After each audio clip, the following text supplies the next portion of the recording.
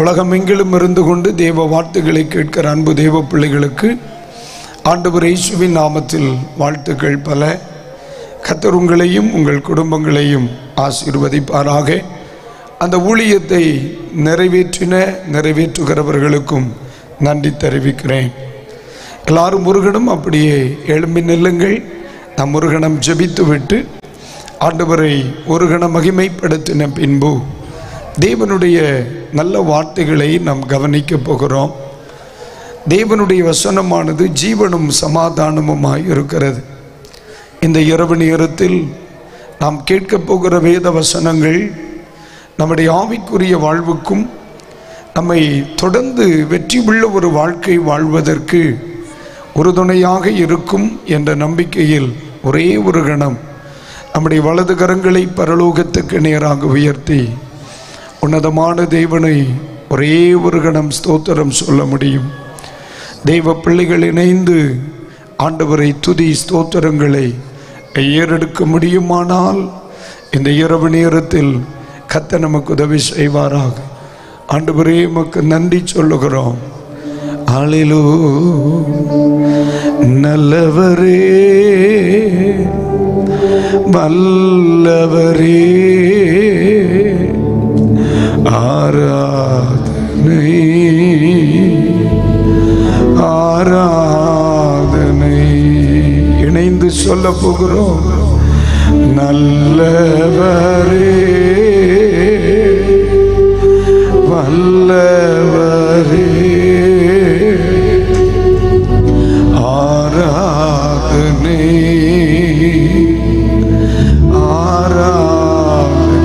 பரிசுத்தரே பரிசுத்தரே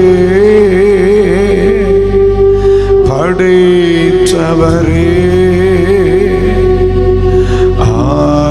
ஆராதனை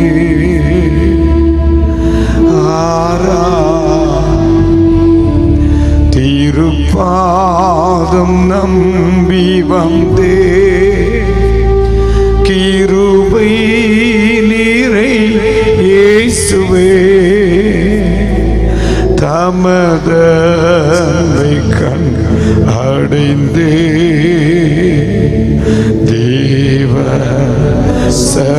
சமூகத்திலே தமதை கண் அடைந்தே சொல்லுங்க. தேவ சமூகம். இப்ப கைகளை தட்டி பாடலாம். இருப்பார் நம்பி வந்தே கிருபை நீரே இயேசுவே நமது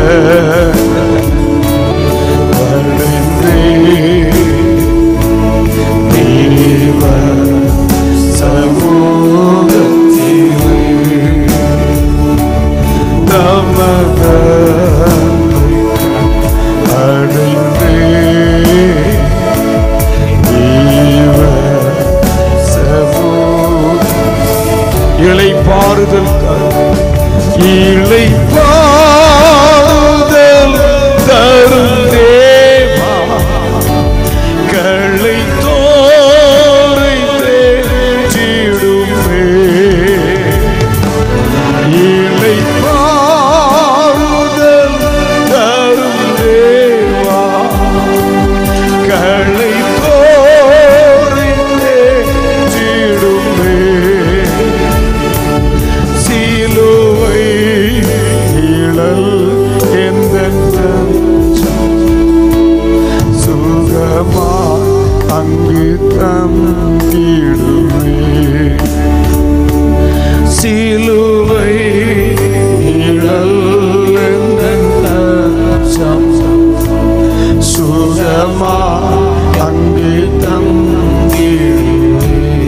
என்னை கைவிடாது என்னை கைவிடாதிருந்தாரா என்ன நீந்தை நேரிடோ. இப்ப சொல்லுங்க. என்னை கைவிடாதிருந்தாரா என்ன நிந்தை நேரிடுதோ உமக்காக யாவும் சகிப்பே உமது பலங்கீந்திடுமே உமக்காக யாவும் சகிப்பே உமது பலங்கீ. இப்ப ரெண்டு கைகளை உயர்த்தி சொல்லுவோம். சத்திரோ தலை கவிழ்ந்தோட நித்தமோ கிரியை செய்திடும். சத்திரோ தலை கவிழ்ந்தோட நித்தமோ கிரியை செய்திடும். என்னை தேற்றிடும் என்னை தேடும் அடையாளம் இயேசுவே இன்று காத்திடுமே. என்னை தேடும் அடையாளம் இயேசுவே இன்று காத்திடுமே.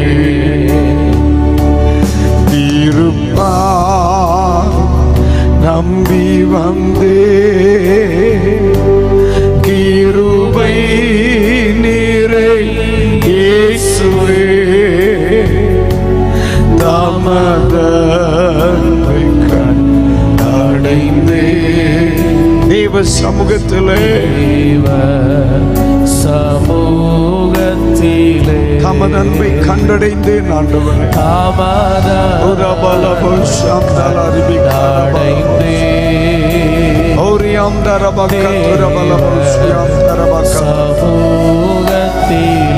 இந்த மைதானத்தில் அபிஷேகம் பெற்ற பிள்ளைகள் நாம் இருக்கிறோம் அல்லவா? ஒரு கணம் கைகளை தட்டி அபிஷேகம் பெற்ற பிள்ளைகள் அந்நிய பாஷைகள் தேவனை ஒரு கணம் மகிமைப்படுத்துங்கள். இந்த இரவு நேரத்தில் ஆண்டவர் மகிமைப்படுத்துங்கள். இந்த இரவில் பரிசுத்த ஆவியானவருடைய கிருபை அதிகமாயிருக்கும்படி தேவனுடைய நாமத்தை மகிமைப்படுத்துகிற ஒவ்வொரு பிள்ளைகளும் இந்த இரவில் கர்த்தரை கரம் தட்டி வரவேற்று தேவனுடைய வார்த்தைகளை வரவேற்று தேவனுடைய விடுதலை எடுத்துக் கொள்ளும்படியா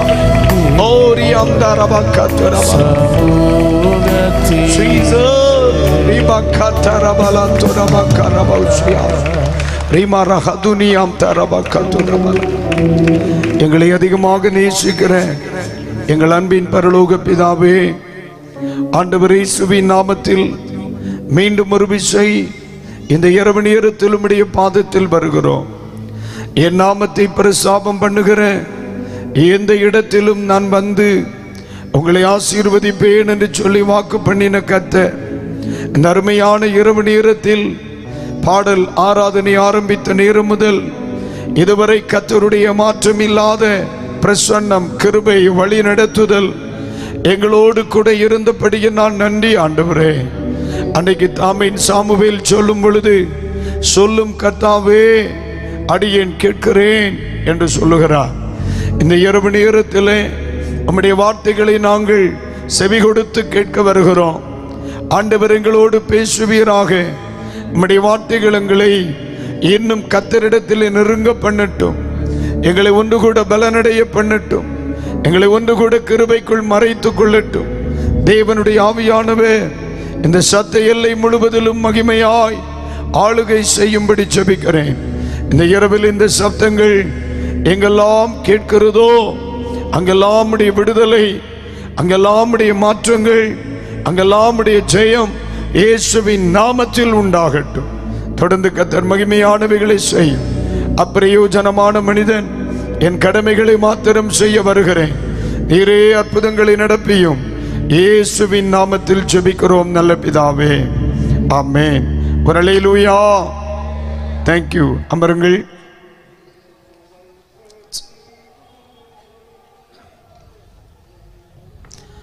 தேவனுக்கு மகிமை உண்டாவதாக. இந்த அருமையான நற்செய்தி பெருவிழாவின் முதலாவது நாளில் உங்கள் அனைவருக்கும் தேவனுடைய வார்த்தைகளை கொண்டு வருவதில் நான் மிகவும் சந்தோஷப்படுகிறேன். 1000 தினங்களை பார்க்கிலும் உன்னதமான தேவனுடைய ஆலயத்தின் பிரகாரங்களில் இருக்கிற ஒரு நாள் நல்லது என்று சொல்லி சங்கீதக்காரர் சொல்லுகிறார். இந்த அற்புதமான இரவு நேரத்தில் தேவனுடைய வார்த்தைகளை செவி கொடுக்க போகிறோம். ஆவியானவர் நமக்கு உதவி செய்வாராக. இந்த முதல் நாள் இரவில் சொற்பமான நிமிடங்கள், ஏறத்தாழ 1 மணி நேரம் தேவனுடைய வார்த்தைகளை நாம் கேட்க போகிறோம். ஆண்டவருடைய வசனம் கால்களுக்கு தீபமும் அது பாதைக்கு வெளிச்சமுமாய் இருக்கிறது. தேவனுடைய வார்த்தைகள் எங்கெல்லாம் பேசப்படுகிறதோ அங்கெல்லாம் மாற்றங்கள் நிகழ்ந்து கொண்டே இருக்கும். ஒரு மனிதனுடைய வாழ்வில் வேத வசனங்கள் வெளிப்பட வெளிப்பட வெளிப்பட அவனுடைய வாழ்வில் அவன் ரூபாந்தரத்தை, மறுரூபத்தை உணர்ந்து கொண்டே இருப்பான். ஆகவே ஆமென், தோத்திரம். ஆரம்ப காலங்கள் முதல், கிறிஸ்தவத்தினுடைய துவக்க காலங்கள் முதல் வேத வசன பிரசங்கத்திற்கு அதிக முக்கியத்துவம் கொடுக்கப்படுகிறது. ஆண்டவர் இயேசு கிறிஸ்து தன்னுடைய ஊழியத்தில் மிக பிரதானமாக வேத வசன போதனைகளை மிக கருத்தாய் பிரசங்கித்தார். அதற்கு முன்பு எத்தனையோ ஊழியர்கள் இருந்த பின்னும் ஆண்டவர் இயேசு கிறிஸ்துவின் போதனைகள் முற்றும் வித்தியாசமாய் இருந்தன, விடுதலைக்குரியவைகளாய் இருந்தன, உணர்த்தப்படுகிறவைகளாய் இருந்தன. அப்போஸ்தலர்களின் காலங்களுக்கு நீங்க வருவீங்கன்னா சில தேவ மனிதர்கள் நடுஜாமம் வரைக்கும் பிரசங்கித்திருக்கிறார்கள். இயேசு 3 நாள் அளவிலும் பிரசங்கித்திருக்கிறார். 3 நாட்கள் தொடர்ந்து இயேசுவோடு ஜனங்கள் இருந்தார். அக்காலங்களில் நடந்த மிகப்பெரிய ஆவிக்குரிய மாற்றங்களுக்கு வேத வாக்கியங்கள் ஒரு மிகப்பெரிய உறுதுணையாக இருந்திருக்கிறது. உண்மையாகவே ஆமென், அருமையான தேவ மனித தலைவர் உரையிலே ஆற்றும் பொழுது இந்த மைதானத்திலே அமைத்தொத்தர பல 100 கூட்டங்கள் நடந்திருக்கிறது. பல தேவ மனிதர்களை இந்த மைதானத்தில் தேவன் வல்லமையாய் பயன்படுத்தி இருக்கிறார். ஆனால் ஆண்டவர் இந்த கூடுகையிலும் தம்முடைய வார்த்தைகளை நமக்கு தாராளமாய் தருவாராக என்று நான் ஆண்டவரை வேண்டிக் கொள்கிறேன். நம்முடைய செய்தியின் தலைப்பு சோதனை என்பதாக, சோதனை என்று சொல்லுகிற வார்த்தையை மையப்படுத்தி இங்கே கூடி வந்திருக்கிறதில் அதிகமான தேவனுடைய பிள்ளைகள், தேவனை அறிந்தவர்களும் கிறிஸ்துவை பின்பற்றுகிறவர்களும் வேதாகமத்தின் ஆழங்களை நன்கு அறிந்தவர்களுமாய் இருக்கிறபடியினால் ஆமென், ஜீவியத்தை நிலைப்படுத்துகிற கிறிஸ்தவத்தின் ஆமென் தோத்திர அடிப்படையாய் இருக்கிற சில காரியங்களை இன்று இரவு நேரத்தில் தேவன் நமக்கு கற்றுத்தர விரும்புகிறார். ஆண்டவர் கிருபை தருவாராக. இன்றைய ஆமென் கிறிஸ்தவ சமுதாயத்தை பொறுத்த மட்டில் தனிநபர் வாழ்வில் தளர்ந்து போகிற அநேகரை நாம் பார்க்கிறோம். தனிப்பட்ட வாழ்க்கையில் ஜெயமில்லாமல் வாழ்கிற அநேகரை சமுதாயத்திலே பார்க்க முடிகிறது. ஆண்டவர் இந்த கடைசி காலங்களிலே தனி மனிதர்களை பலப்படுத்தும் தமது கரத்தை ஆண்டவர் இந்த இரவில் அவர் வெளிப்படுத்த விரும்புகிறார். தேவன் நமக்கு கிருபை தருவாராக. சோதனைகளை ஒரு சில தலைப்புகளில் உங்களுக்கு முன்னே பிரித்து ஆவியானவர் கவனமாய் போதிக்க எனக்கு ஆண்டவர் கிருபை தருவாராக. என்னை விட மிக நேர்த்தியாக போதிக்கிற பிரசங்கிக்கிற பலரும் இந்த செய்தியை இந்த ராத்திரியில் கேட்கலாம். ஆனாலும் இன்றைக்கு ஆண்டவர் என்னை நியமித்திருக்கிறபடியினால் நான் உங்களுக்கு தேவனுடைய வார்த்தைகளை கொண்டு வருகிறேன். ஒன்று, உட்படக்கூடாத சோதனை. தேவ பிள்ளைகளுக்கு இன்றைக்கு ராத்திரி சொல்லுகிறேன், ஒரு தேவனுடைய பிள்ளை அல்லது ஒரு மனிதன், ஒரு சபை அல்லது ஒரு ஆவிக்குரியவன் அல்லது தேவனுடைய விடுதலையை விரும்புகிற ஒரு மனுஷன் உட்படக்கூடாத ஒரு சோதனை என்று சொல்கிற ஒரு சோதனை பரிசுத்த வேதாகமத்தில் இருக்கிறது. அதை இந்த ராத்திரி வேளை பகுத்து போதிக்க தேவன் கிருபை தருவாராக. இரண்டாவது நாம் கேட்க போகிற பகுதி சகிக்க வேண்டிய சோதனை. ஒரு தேவனுடைய பிள்ளை சில சோதனைகளில் உட்படக்கூடாது, ஆனால் சில சோதனைகளை உட்பட வேண்டும், சில சோதனைகளை சகிக்க வேண்டும். அப்படி சோதனை சகிப்பதினாலே அவனுக்கு வருகிறதான சில ஆவிக்குரிய மாற்றங்கள், சில சரீர பிரகாரமான மாற்றங்கள் இருக்கிறது. சில நேரங்களில் நம்முடைய வாழ்க்கையில் கிதியோன் கேட்கிறது போல பல முறை நம்ம கேட்கிறோம், ஆண்டவரே இவைகளெல்லாம் எனக்கு ஏன் நடைபெறுகிறது என்கிற ஒரு கேள்வி அநேக நேரங்களில் நாம் கேட்பது வழக்கம். ஆனால் உண்மையிலேயே சில சம்பவங்கள் ஆரம்பத்திலே அதனுடைய நோக்கங்கள் நமக்கு தெரிவதில்லை. சில நோக்கங்களை நாம் அறிந்து கொள்வதற்கு காலங்கள் தாண்ட வேண்டியது இருக்கிறது. சில நோக்கங்களை நாம் புரிந்து கொள்வதற்கு வருடங்களை எடுத்துக்கொள்ள வேண்டியது இருக்கிறது. ஆகவே இரண்டாவது தலைப்பு சகிக்க வேண்டிய சோதனை. மூன்றாவது தோத்திரம் நிலைத்திருக்க வேண்டிய சோதனை. மூன்றாவது ஒரு தேவனுடைய பிள்ளை அல்லது நித்திய ராஜ்யத்தை விரும்புகிற ஒரு தெய்வ மனுஷன் மூன்றாவதாக அவன் கவனம் செலுத்த வேண்டிய பகுதி நிலைத்திருக்க வேண்டிய சோதனை என்று சொல்கிற தலைப்பிலே முடிந்த மட்டும் நான் உங்களுக்கு முடிக்க விரும்புகிறேன். நான்காவதாக தப்பிக்கொள்ள வேண்டிய சோதனை இருக்கிறது. சில சோதனைகளிலே நாம் என்ன செய்யக்கூடாது, என்றும் நிலைத்திருக்க கூடாது. சில சோதனைகளிலே சிக்குகிறோம், நாம் தப்பி விடுகிறோம். தப்பிக்கொள்ள வேண்டிய ஒரு சில சோதனைகள் நம்முடைய வாழ்க்கையில் இருக்கிறது. ஆண்டவர் அதையும் குறித்து நம்மோடு பேசிக்கொள்வாராக. ஐந்தாவது காரியம் மேற்கொள்ள வேண்டிய சோதனை. ஐந்தாவது காரியம் என்ன? மேற்கொள்ள வேண்டிய சோதனை.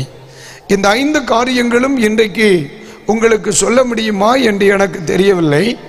ஆனாலும் நீங்கள் தோத்திரம் புரிந்து கொள்வதற்கு ஒருவேளை முடிக்க முடியவில்லை என்று சொன்னாலும் நீங்கள் அதை தொடர்ந்து கற்றுக்கொள்வதற்கும் வேதத்திலிருந்து இன்னும் ஆராய்ந்து கொள்வதற்கும் இந்த இரவிலே கர்த்தர் இந்த வார்த்தைகளை நமக்கு ஆசீர்வாதமாய் கொண்டு வருவாராக. இந்த 5 காரியங்களும் நமக்கு உதவியாக இருக்கட்டும். கர்த்தர் நம்மோடு பேசுவார். கைகளை உயர்த்தி ஒரு அல்லேலூயா சொல்லுங்க பார்க்கலாம். Very good. தேவன் நமக்கு உதவி செய்யட்டும். பாருங்க, பொதுவாக திறந்தவெளி கூட்டங்களிலே சுவிசேஷத்தை கெடுத்த காரியங்களை நாம் பேசுகிறது வழக்கம். ஆனால் தேவன் இந்த கடைசி காலங்களிலே ஒவ்வொரு இடங்களிலும் அவர் பேசுகிற விதம், ஒவ்வொரு இடங்களிலும் தேவனுடைய வார்த்தைகளை நாம் கேட்கும் விதங்கள் வித்தியாசமாய் இருக்கிறது. ஆண்டவர் நமக்கு என்ன வார்த்தைகளை கொடுக்கிறாரோ அதை ஒவ்வொரு இடங்களிலும் பேச வேண்டும், கேட்க வேண்டும். கர்த்தர் நமக்கு உதவி செய்வார். இப்ப அங்க பின்னால ஒரு பேசுற சத்தம் இருக்கு, கேக்குதா உங்களுக்கு? கேக்குதா உங்களுக்கு? பின்னால ஒரு சத்தம் கேக்குதா உங்களுக்கு? நேத்தைக்கு வரைக்கும் அங்கதான் பிரசங்கம் பண்ணு. தோத்திரம், பரவாயில்ல, இங்க அங்கே இருந்து இங்க இப்ப கேக்குது பாருங்க. ஃபைன், சரி, இப்போதைக்கு நீங்க அங்க கேட்க வேண்டாம், கூட்டம் முடிச்சுட்டு கேளுங்க. ஆண்டவர் நமக்கு உதவி செய்வார். இந்த இரவு நேரத்தில் முதலாவது நாம் கேட்க போகிற வேத பகுதி உட்படக்கூடாத சோதனை. ஒரு தேவனுடைய பிள்ளை எல்லா சோதனைகளிலும் சிக்கிக்கொள்ளக்கூடாது. ஒரு தேவனுடைய பிள்ளை எல்லா சோதனைகளிலும் தங்களை உட்படுத்திக் கொள்ளக்கூடாது. அதை குறித்து வேதத்தில் படிக்கும் பொழுது இப்போ ஒரு வசனத்தை வாசிங்க பார்க்கலாம். ஆண்டவர் இயேசு கிறிஸ்து ஜெபிக்க கற்றுக் கொடுத்த பொழுது மத்தேயு எழுதிய சுவிசேஷம் அதனுடைய 6ஆம் அதிகாரம், மத்தேயு எழுதிய சுவிசேஷம் அதனுடைய 6ஆம் அதிகாரத்தினுடைய 13ஆம் வசனத்தை இப்பொழுது நாம் வாசிக்க போகிறோம். யாராகிலும் வாசித்து உதவி செய்ய இருக்கிறீங்களா? முடியுமா? அல்ல நானே வாசிக்கவா? ரைட், இப்பொழுது வாசிக்க கேளுங்கள். எங்களை சோதனைக்கு உட்பட பண்ணாமல், எங்களை சோதனைக்கு உட்பட பண்ணாமல் தீமையின் நின்று எங்களை ரட்சித்துக் கொள்ளும், தீமையின் நின்று எங்களை ரட்சித்துக் கொள்ளும். இந்த பகுதியில் ஆண்டவர் இயேசு கிறிஸ்துவனிடத்திலே தம்முடைய சீஷர்கள், ஆண்டவரே, யோவான் தன்னுடைய சீஷர்களுக்கு ஜெபிக்க கற்றுக் கொடுத்தது போல எங்களுக்கும் கற்றுத்தர வேண்டும் என்று தங்களுடைய விருப்பத்தை என்ன செய்றாங்க? வெளிப்படுத்துறார். யோவான் தன்னுடைய சீஷர்களுக்கு அவர் சொல்லிக் கொடுத்தார் எப்படி ஜெபிக்க வேண்டும், எப்படி ஜெபிப்பது வாழ்வுக்கு நலமாக இருக்கும் என்று சொல்லி யோவான் தன் சீஷர்களுக்கு ஜெபிக்க கற்றுக் கொடுத்தது போல இயேசுவின் சீஷர்களுக்குள்ளே ஜெபிக்க வேண்டும் என்று சொல்லுகிற ஒரு ஏக்கம், ஜெபிக்க வேண்டும் என்கிற ஒரு விருப்பம் ஏற்படுகிறது. இந்த விருப்பத்தை இயேசு கிறிஸ்துவினிடத்திலே வெளிப்படையாக பேசுகிறார்கள். ஆண்டவரே, எங்களுக்கு ஜெபிக்க நீர் சொல்லித்தர வேண்டும் என்று சொல்லி ஆமென் தோத்திர வேண்டிக் கொள்கிறான். இப்பொழுது இயேசு இவர்களுக்கு அழகாய் ஜெபிக்க சொல்லிக் கொடுக்கிறார். அதுதான் அதிகமாக நாம் உச்சரிக்கிற பரமண்டல ஜெபம் என்பதாகும். இப்பொழுது இயேசு கிறிஸ்து ஜெபிக்க கற்றுக் கொடுக்கும் பொழுது ஆமென் நீங்கள் ஜெபம் பண்ணிக்க வேண்டிய விதமாவது என்று சொல்லி ஆமென் 9வது வசனத்திலிருந்து அழகாய் ஜெபிக்க சொல்லிக் கொடுக்கிறார். பரமண்டலங்களில் இருக்கிற எங்கள் பிதாவே, உம்முடைய நாமம் பரிசுத்தப்படுவதாக, உம்முடைய ராஜ்யம் வருவதாக, உம்முடைய சித்தம் பரலோகத்தில் பரமண்டலத்தில் செய்யப்படுகிறது போல பூமியிலேயும் செய்யப்படுவதாக, எங்களுக்கு வேண்டிய ஆகாரத்தை எங்களுக்கு தாரும் என்று சொல்லி ஆமென் தோத்திரம். எங்கள் கடனாளிகளுக்கு நாங்கள் மன்னிக்கிறது போல எங்கள் கடன்களை எங்களுக்கு மன்னியும் என்று சொல்லிவிட்டு ஆமென் 13ஆம் வசனத்திலே இயேசு சொல்லிக் கொடுக்கிறார், எங்களை சோதனைக்கு உட்பட பண்ணாமல் என்று சொல்லுகிறார். ஆமென். தேவன் ஆண்டவராகிய இயேசு கிறிஸ்து தம்முடைய சீடர்களுக்கு கற்றுக் கொடுக்கும் பொழுது நீங்கள் ஆமென் சோதனை வந்த பின்பு அல்ல ஜெபிக்க வேண்டியது. இன்னைக்கு அநேகருடைய ஜெபம் எப்பொழுது அதிகரிக்கிறது? பிரச்சனைகள் வரும் பொழுது அதிகரிக்கிறது, கஷ்டங்கள் வரும் பொழுது அதிகரிக்கிறது, பாடுகள் வரும் பொழுது அதிகரிக்கிறது. ஆனால் ஆண்டவர் பிரச்சனை நேரத்தில் மட்டும் ஜெபிக்க சொல்லவில்லை, சோதனைகள் வரும் பொழுது மட்டும் ஜெபிக்க கற்றுத்தரவில்லை. இயேசு சொன்னார், நன்றாய் இருக்கும் பொழுதே, சுகமாய் இருக்கும் பொழுதே, பலனாக இருக்கும் பொழுதே அவர் சொல்லிக் கொடுக்கிறார், ஆண்டவரே எங்களை சோதனைக்கு உட்பட பண்ணாமல் என்று சொல்லுகிறார். அல்லேலூயா, கர்த்தருக்கு ஸ்தோத்திரம். நானும் ஏறத்தாழ ஒரு 28 ஆண்டுகளாய் சபை போதகராக இருக்கிறேன். சிலரெல்லாம் ஆலயத்துக்கு வர்றாங்கன்னா உடனே நம்ம கணிச்சிடலாம், ஏதோ பிரச்சனை வந்திருக்கு போல அப்படின்னு கணிச்சிடலாம். சிலர் லேட்டாகி வர்றாங்கன்னா நல்லா இருக்காங்கன்னு அர்த்தம். சிலர் கொஞ்சம் ஏர்லியராக வர்றாங்க அப்படின்னா ரைட்டு, ஏதோ 7:30 இழுத்துருக்கு அப்படின்னு நம்ம பளிச்சுன்னு கணிச்சிடலாம். சில ஆட்கள் சில நேரங்களில் ஜெபிக்க வைப்பதற்கு வாய்களை தரங்க, கைகளை தட்டுங்க, ஆண்டவர் ஆராதிங்க, தேவனை மகிமைப்படுத்துங்க அப்படியெல்லாம் சொல்லணும் அவங்கள. ஆனால் சில நேரத்தில் அவங்கள பார்த்தீங்கன்னா நம்ம ஒன்றுமே சொல்ல வேணாம்ப்பா, அவங்க பாட்டுக்கு கை தட்டுவாங்க, அவங்க பாட்டுக்கு ஜெபம் பண்ணுவாங்க, அவங்க பாட்டுக்கு பாடுவாங்க, நிறுத்து தான் கஷ்டம், ஆரம்பிக்கிறதுக்கு ரொம்ப ஈஸி அப்படின்னு இருப்பாங்க. உடனே புரிஞ்சுக்கணும், ரைட்டு வாழ்க்கையில் ஏதோ பிரச்சனை இருக்கு போல. சிலர் சோதனை வந்தால் ஜெபிக்கிறாங்க, சிலர் பாடுகள் வந்தால் ஜெபிக்கிறாங்க. ஆனால் இயேசு கற்றுக் கொடுத்த ஜெபம் என்ன தெரியுமா? சுகமாய் இருக்கும் பொழுது, பலனாக இருக்கும் பொழுது, ஆரோக்கியமாக இருக்கும் பொழுது, ஆண்டவர் நம்மை சிறந்து வாழ வைத்திருக்கும் பொழுதே நாம் ஜெபிக்க வேண்டிய ஒரு காரியம், ஆண்டவரே என்னை சோதனைக்கு உட்பட பண்ணாமல் தீமையினின்று என்னை ரட்சித்துக் கொள்ளும் என்று சொல்லி வேண்ட சொல்லுகிறார். அப்ப இயேசு கற்றுக் கொடுக்கிற பாடம், எல்லா சோதனைகளிலும் தேவ ஜனங்கள் என்ன செய்யக்கூடாது? உட்படக்கூடாது. என்னுடைய வாழ்க்கை, நான் ஒரு ஊழியனாய் இருக்கிறேன், நான் உட்படக்கூடாத சோதனைகள் இருக்கிறது. நாம் தேவ ஜனங்கள் இருக்கிறோம், நாம் உட்படக்கூடாத சோதனைகள் இருக்கிறது. அதனால ஜெப ஜீவியம் என்பதை தேவைக்கு மட்டுமல்ல, ஜெப ஜீவியம் என்பது நம்முடைய வாழ்க்கையாகவே இருக்கணும். நான் சொல்லுகிறதை புரிந்தவர்கள் மட்டும் ஒரு அல்லேலூயா சொல்லுங்க. சிலருடைய வாழ்க்கையில் ஜெப ஜீவியம் எப்படி இருக்கும்? தேவைகளுக்காக மட்டும். இறை தேடுதல் எப்படி இருக்கும்? தேடுதலுக்காக மட்டும். ஆமென். ஆராதனைகள் எப்படி இருக்கும்?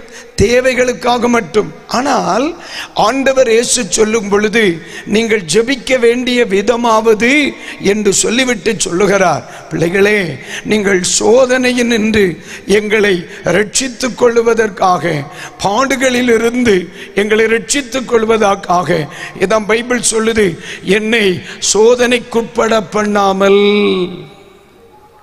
அப்ப இந்த வார்த்தை ஒரு மனிதன் சொல்ல வேண்டுமானால் சுகமாயிருக்கும் பொழுது ஜெபிக்கணும், சுகமாயிருக்கும் பொழுது ஜெபிக்கணும், நன்றாயிருக்கும் பொழுது ஜெபிக்கணும், ஆரோக்கியமாயிருக்கும் பொழுது ஜெபிக்கணும், தேவன் நம்மை உயர்த்தி வைத்திருக்கும் பொழுது ஜெபிக்கணும்.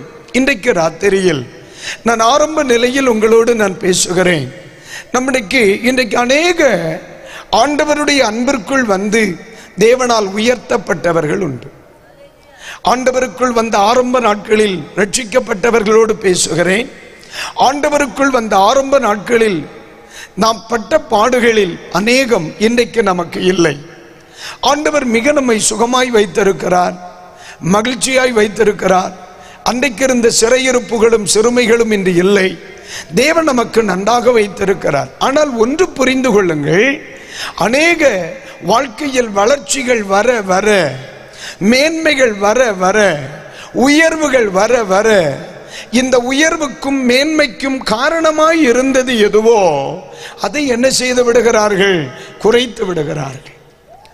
ஆரம்ப காலங்களிலே ஜெபிக்காமல் எதையும் செய்யாத பலரும், ஆலயத்திற்கு செல்லுவதை மிக முக்கியமாய் கொள்ளுகிற பலரும், தேவனுடைய சமூகத்தில் அமருகிறதை மிக முக்கியமாய் கொள்ளுகிற பலரும் இப்பொழுது தேவனுக்கடுத்த காரியங்களிலே காரணம் சொல்ல ஆரம்பித்திருக்கிறார்கள். அது நல்லதல்ல. ஒருவேளை என்னுடைய இந்த நற்செய்தி பெருவிழாவின் முதலாவது நாளில் என் வார்த்தைகளை இவ்வண்ணமாய் இவரும் கேட்பீர்களானால் இன்றைக்கு ராத்திரி வேளை நம்மை மாற்றிக்கொள்ள நம் கவனம் செலுத்த வேண்டும். காரணம், சோதனை வந்த பின்பல்ல, சோதனைக்குட்படாமல் இருக்க வேண்டுமானால் என் வாழ்வில், என் குடும்பத்தில், என்னுடைய வீட்டில், என் பணித்தளத்தில், என் திருச்சபையில் நன்றாக கவனித்துக் கொள்ளுங்கள். தினம்பிரதி தேவ சமூகத்தில் அமருகிற ஒரு ஜபம் எனக்கு தேவையாக இருக்கிறது. அல்லேலூயா, அல்லேலூயா. இந்த நாட்களில் நான் கவனமாய் பரிசுத்த வேதாகமத்தின்படி இன்றைக்கு திருச்சபைகளுக்கு போதிக்கும் பொழுது ஆண்டவர் என்னை தெய்வ சமூகத்தில் அதிகமாய் ஜனங்களை நேரமெடுத்து அமருவதற்கு படிப்பிக்க கர்த்தரை உற்சாகப்படுத்துகிறார். எந்த இடத்திற்கு போனாலும் ஜனங்களை தனிநபர் வாழ்வில் ஜெபிக்க உற்சாகப்படுத்து. இன்றைக்கு வேலை பழுக்கள், மக்கள் ரொம்ப பிஸி ஆயிட்டாக இல்ல? ஆமா, தோத்துறோம். இடைப்பட்ட நாட்களில் தேவனை தேடுவதற்கு அநேகருக்கு பொழுதில்லாமல் போயிற்றே. இன்றைக்கு ராத்திரி ஆண்டவர் சொல்லுகிறார், சில சோதனைகளில் உட்படாதிருக்கும்படி இந்த நாள் முதல் அல்லது இந்த நாட்களில் இருக்கிறது போல தொடர்ந்து தேவ சமூகத்திலே அமர ஜெபிக்க கர்த்தர் நமக்கு கிருபை தருவாராக. அல்லேலூயா. ஆண்டவர் இயேசு கிறிஸ்து தன்னுடைய ஊழியத்தின் இறுதி நாட்களுக்கு வருகிறார்.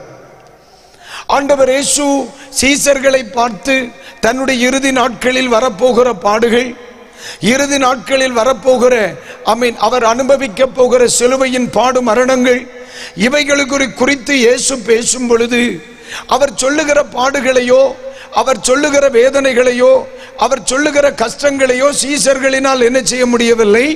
ஏற்றுக்கொள்ள முடியவில்லை. அதனாலதான் பேதுரு சொல்றார், ஆண்டவரே அப்படியெல்லாம் சம்பவிக்க கூடாது என்று சொல்லுகிறார். ஆனால் கடைசி நேரத்திலே சீசர்கள் இயேசு கிறிஸ்துவோடு அவர்கள் எங்கு செல்கிறார்கள்? ஒலிவ மலைக்கு செல்லுகிறார்கள். ஒலிவ மலைக்கு செல்லும் பொழுது இயேசு சீசர்களை ஒரு இடத்தில் அமர வைத்து விட்டு அவர்களை பார்த்து ஒரு வார்த்தை சொல்லுகிறார். 26:41 தோத்திரம் படிக்கும் பொழுது, லூக்கா 22:46 வசனங்களை நாம் படிக்கும் பொழுது சொல்லப்பட்டிருக்கிறது, நீங்கள் சோதனைக்கு உட்படாமல் விழித்திருந்து ஜெபியுங்கள் என்று சொல்லிக் கொடுக்கிறார். நீங்க நல்லா கவனிக்கணும். ஊழியத்தில் இவர்களுக்கு ஆரம்ப நேரங்களில் இயேசு அவர்களுக்கு ஊழியத்தை கற்றுக் கொடுத்த அந்த ஆரம்ப காலங்களில் என்ன சொல்லிக் கொடுத்தார்? ஜெபிக்கும் பொழுது சோதனைக்கு உட்படாதிருக்க ஜெபம் பண்ணணும். இயேசு ஊழியத்தின் ஆரம்பத்தில் என்ன சொல்லிக் கொடுத்தார்? ஜெபிக்கும் பொழுது சோதனைக்கு உட்படாதிருக்க ஜெபிக்க சொல்லிக் கொடுக்கிறார். அதே இயேசு கிறிஸ்து அவர்களை ஊழியத்தின் அடுத்த நிலை, இயேசு இதோ பரமேற போகிறார், இயேசு இந்த பூமியில் வந்த நோக்கம் நிறைவேற போகிறது, தனித்து ஓடுவதற்கான நேரம் வருகிறது சீஷர்கள் வாழ்க்கையிலே. அப்பொழுது இயேசு சொல்லுகிறார், ஐயா, சோதனைக்குட்படாதபடிக்கு விழித்திருந்து ஜெபியுங்கள். அப்போ நான் அநேக நேரங்களிலே சில குடும்பங்களில் நடக்கும் சில நிகழ்வுகளை பார்க்கும் பொழுது இந்த இடத்தில் அவர்கள் ஜெபத்தில் கவனம் செலுத்தி இருந்தால் சில குடும்பங்கள் பாதுகாக்கப்பட்டிருக்கலாமோ. கடந்த சில நாட்களுக்கு முன்னே திருச்சபையில் ஒரு குறிப்பிட்ட குடும்பத்தை குறித்து கர்த்தர் என்னோடு பேசின ஒரு வார்த்தை, ஒரு குடும்பத்திலே ஒரு சம்பவம் நடக்க போகிறது, நீ அதிலே கவனமாயிரு என்று கர்த்தர் எனக்கு சொன்னார். நான் ஆண்டவருடைய சமூகத்தில் அமர்ந்து அந்த காரியத்திற்காக நான் ஜெபித்தேன். அப்பொழுது ஆண்டவரை பார்த்து சொன்னேன், ஆண்டவரே இப்பொழுது நான் என்ன செய்யணும்? அப்போ அந்த குடும்பத்தாரை அழைத்து ஆண்டவர் சொன்னார், அமை தோத்தரை சொல்ல சொன்னார், வாரத்திற்கு ஒரு நாள் ஒரு குறிப்பிட்ட நேரத்தை அதற்கென்று ஒதுக்கி ஆலயத்தில் வந்து போராடி தேவ சமூகத்தில் ஜெபித்து உன்னுடைய குடும்பத்தை பாதுகாத்துக்கொள் என்று ஆண்டவர் ஆலோசனை சொன்னார். நீங்க நல்லா கவனிக்கணும், ஆண்டவர் இயேசு கிறிஸ்துவ இதைத்தானே எதிர்பார்த்தார். இயேசு கிறிஸ்து அவர்களை பார்த்து சொன்னார், உட்படக்கூடாதபடி, நீங்கள் சோதனைக்குட்பட்டு விடாதபடி விழித்திருந்து ஜெபிங்க. இந்த வார்த்தை இயேசு சொல்லுகிறார்னா, இவர்களுடைய ஜெபத்தினால் அவர்களை சோதனையில் நின்று தப்புவிக்கிற ஒரு வல்லமை அவர்களுடைய ஜெபத்திற்கு இருந்ததை ஆண்டவர் அறிந்திருந்தார். நான் சொல்றதுக்கு ஒரு புரியுதா இல்லையா? தம்பி நீ ஜோம் பண்ணு, நீ சோதனைக்கு உட்படாதிருக்க நீ ஜோம் பண்ணுன்னு ஆண்டவர் சொல்லணும்னா அவர்களுடைய ஜெபத்தின் வல்லமையை தேவன் உணர்ந்ததினால் மட்டுமே. ஒன்று புரிந்து கொள்ளுங்கள், சீஷர்களால் சோதனையில் இருந்து தப்பிக்கொள்ள முடியும் என்று இயேசுவுக்கு நம்பிக்கை இருந்தது. ஆனால் அந்த சீஷர்களுக்கு அவர்களுடைய ஜெபத்தின் மேல் நம்பிக்கை இல்லை. இன்னைக்கு அநேக நான் இந்த சுவிசேஷ ஊழியத்தை பல வருடமாய் செய்து வருகிறேன். பலதரப்பட்ட சபைகள், பலதரப்பட்ட மேடைகள், பலதரப்பட்ட மனிதர்கள், பலதரப்பட்ட குடும்பங்களை சந்திக்கிறோம். இன்றைக்கு அநேகருடைய எதிர்பார்ப்பு என்ன? யாராகிலும் என்னை எனக்காக ஜெபம் பண்ணி என்னை தப்புவிக்க மாட்டார்களா? யாராகிலும் எங்களுக்காக ஜெபித்து எங்களுக்கு உதவி செய்ய மாட்டார்களா? ஒன்று புரிந்து கொள்ளுங்கள், எல்லா பிரச்சனைகளும் மற்றவர்களால் பரிகரிக்க முடியாது. சில பிரச்சனைகளுக்கு நம்முடைய முழங்கால் தான் பரிகாரம். இதை உணர்ந்தவர்கள் ஒரு அல்லேலூயா சொல்லுங்க. அல்லேலூயா. இயேசு ஜெபிக்கிறவர் தானே. இயேசுவுக்கு தன்னுடைய ஜெபத்தினால் இவர்களை பாதுகாக்க முடியாதா? இயேசு கிறிஸ்துவின் ஜெபத்தினால் சீசர்களை பாதுகாக்க முடியாதா? நீங்க தூங்கக்கப்பா, நான் கண் விழித்து உங்களுக்காக போராடுகிறேன் என்றவர் சொல்லி இருக்கலாமே. சில பிரச்சனைகளில் உட்படாதிருக்க வேண்டுமானால் அவன் முழங்கால் படியிட பழகணும். அல்லேலூயா சொல்லுங்க. இன்னைக்கு நாங்கள் அதை தாராளமாய் உணர்கிறோம். வேதத்தில் ஒரு வசனம் இருக்கிறது, யாக்கோபு நிருபத்தில், தோத்தர், உங்களில் ஒருவன் துன்பப்பட்டால் என்ன செய்ய கடவன்? ஜெபம் பண்ண கடவன். யாரு? துன்பப்படுகிறவன். எவனொருவன் பிரச்சனையை சந்திக்கிறானோ, எவனொருவன் மாற்றத்தை உணர்கிறானோ, எவனொருவன் தேவனிடத்திலிருந்து விடுதலை எதிர்பார்க்கிறானோ அவனுக்கு பைபிள் சொல்லுகிறது அவன் ஜெபிக்கிறவனாக இருக்க வேண்டும். வியாதிப்பட்டால் சபையின் மூப்பர்களை அழைத்து ஜெபம் பண்ணுங்க. ஆனா துன்பப்படுகிறவன், எவன் துன்பப்படுகிறானோ அவனை ஜெபிக்க உருவாக்கு. ராமேன் சொல்றீங்களா? அப்ப நல்லா கவனிக்கணும், இன்றைக்கு சபைகளை ஜெபிக்க உருவாக்கணும். நிறைய பிரச்சனைகளை நம்முடைய முழங்கால் முடங்குமானால் நிறைய பிரச்சனைகளுக்கு பரிகாரத்தை உருவாக்கி விடலாம். கைகளை உயர்த்தி ஒரு அல்லேலூயா. இந்த 3 நாட்களிலும் என்னுடைய ஜெபத்தின் மூலமாக தேவன் எனக்கு தந்த கிருபை வரங்களின் மூலமாய் உங்களை விடுவித்து செல்வதல்ல என்னுடைய நோக்கம். இந்த நாள் முதல் வாழ்க்கையை தினம் பிரதி விடுதலை எடுக்கிறவர்களாக உங்களை மாற்றுவதுதான் என்னுடைய நோக்கம். இன்றைக்கு ராத்திரியில் தேவன் நமக்கு தருகிற தேவ கிருபை. ஆண்டவர் சொல்லுகிறார், ஓநாய்களுக்குள்ளே ஆட்டுக்குட்டியை அனுப்புகிறது போல் நான் உங்களை அனுப்புகிறேன். அப்ப இயேசு கற்றுக் கொடுக்கிறார், நீங்கள் ஒரு நாளும் இந்த உலகம் உங்களுக்கு அனுகூலமாக இருக்கும் என்று நீங்கள் நினைத்து விடக்கூடாது. நம்மை சுற்றி இருக்கிறவர்கள் 100% நமக்கு அனுகூலமாய் இருப்பார்கள் என்று நீங்க நினைத்து விடக்கூடாது. ஏன் சொல்றேன் தெரியுமா? இயேசுவுக்கு இந்த உலகம் அனுகூலமா இருந்துச்சா? இயேசுவுக்கு அனுகூலமா இருந்துச்சா இந்த உலகம்? இல்லையே. இயேசு தன் ஜீவனை உலகத்திற்காய் கொடுக்க வந்தவர் அல்லவா? நம்மளாவது காணிக்கப்பட்டியில வருகிற காணிக்கையை எடுக்கிறவர்களா இருக்கும், அவர் கொடுக்கிறவரால இருந்தார். அப்போ கொடுக்கிறவராக வந்த அவரையே இந்த உலகம் ஏற்றுக்கொள்ளலைன்னா அப்பப்ப காணிக்கப்பட்டியை தொடர்ந்து எடுக்கிற நம்மளை அங்கீகரிக்குமா இந்த உலகம்? அப்ப இந்த உலகம் என்னை அனுகூலமா இருக்கும்னு நம்ம நினைக்க கூடாது. நினைத்தோம் என்று சொன்னால் நம்மளை விட மதிகேடர்கள் வேற யாரும் இருக்க முடியாது. இயேசுவுக்கே இந்த உலகம் அனுகூலம் இல்லை என்றால் எனக்கு எப்படி அனுகூலமாய் இருக்கும்? அதனாலதான் ஆண்டவர் சொன்னார், பிள்ளைகளே, ஓநாய்களுக்குள் உங்களை வைத்துவிட்டு சொல்லுகிறேன், சோதனைக்குட்படாதிருக்க வேண்டுமானால் விழித்திருந்து ஜெபிக்க கவனமாயிரு. ஒரு அல்லேலூயா சொல்லுங்க. அல்லேலூயா. வசதிகள் வாய்ப்புகள் வரும் பொழுது வேலைகளிலே பொழுதற்ற ஒரு நிலை, நேரமில்லை pastor, I am so busy, இப்பொழுது ஆராதனைக்கு செல்வதற்கு கூட எனக்கு நேரமில்லை, ஜெபம் செய்வதற்கு எனக்கு நேரமில்லை, ஆண்டவரை தேடுவதற்கு எனக்கு நேரமில்லை, ஞாயிறு வெள்ளிக்கு செல்ல எனக்கு நேரமில்லை, ஊழியத்தில் என்னை இணைத்துக் கொள்வதற்கு எனக்கு நேரமில்லை என்கிற எவரேனும் சொல்லுவார்களானால் எங்கேயோ ஒரு இடத்தில் தவறு ஆரம்பித்து விட்டது. இனி அது நல்லதல்ல. பைபிள் சொல்லுகிறது, சில சோதனைகளுக்கு உட்படக்கூடாது. அதை உட்படாதிருக்க வேண்டுமானால் ஒவ்வொரு தேவ பிள்ளைகளுடைய முழங்காலும் முடங்குகிறதாயிருக்க வேண்டும். கைகளை உயர்த்தி ஒரு அல்லேலூயா சத்தமா சொல்லுங்க. அல்லேலூயா. ஆண்டவருக்கு மகிமை உண்டாகட்டும். சிலதில் ஜெபிக்கும் பொழுது நம்ம சிலதில் எல்லாம் வெளியே வந்துருவோம். ஜெபிக்கும் பொழுது சில பிரச்சனைகள் எல்லாம் நமக்கு அறிவிக்கப்படும், முன் அறிவிக்கப்படும்.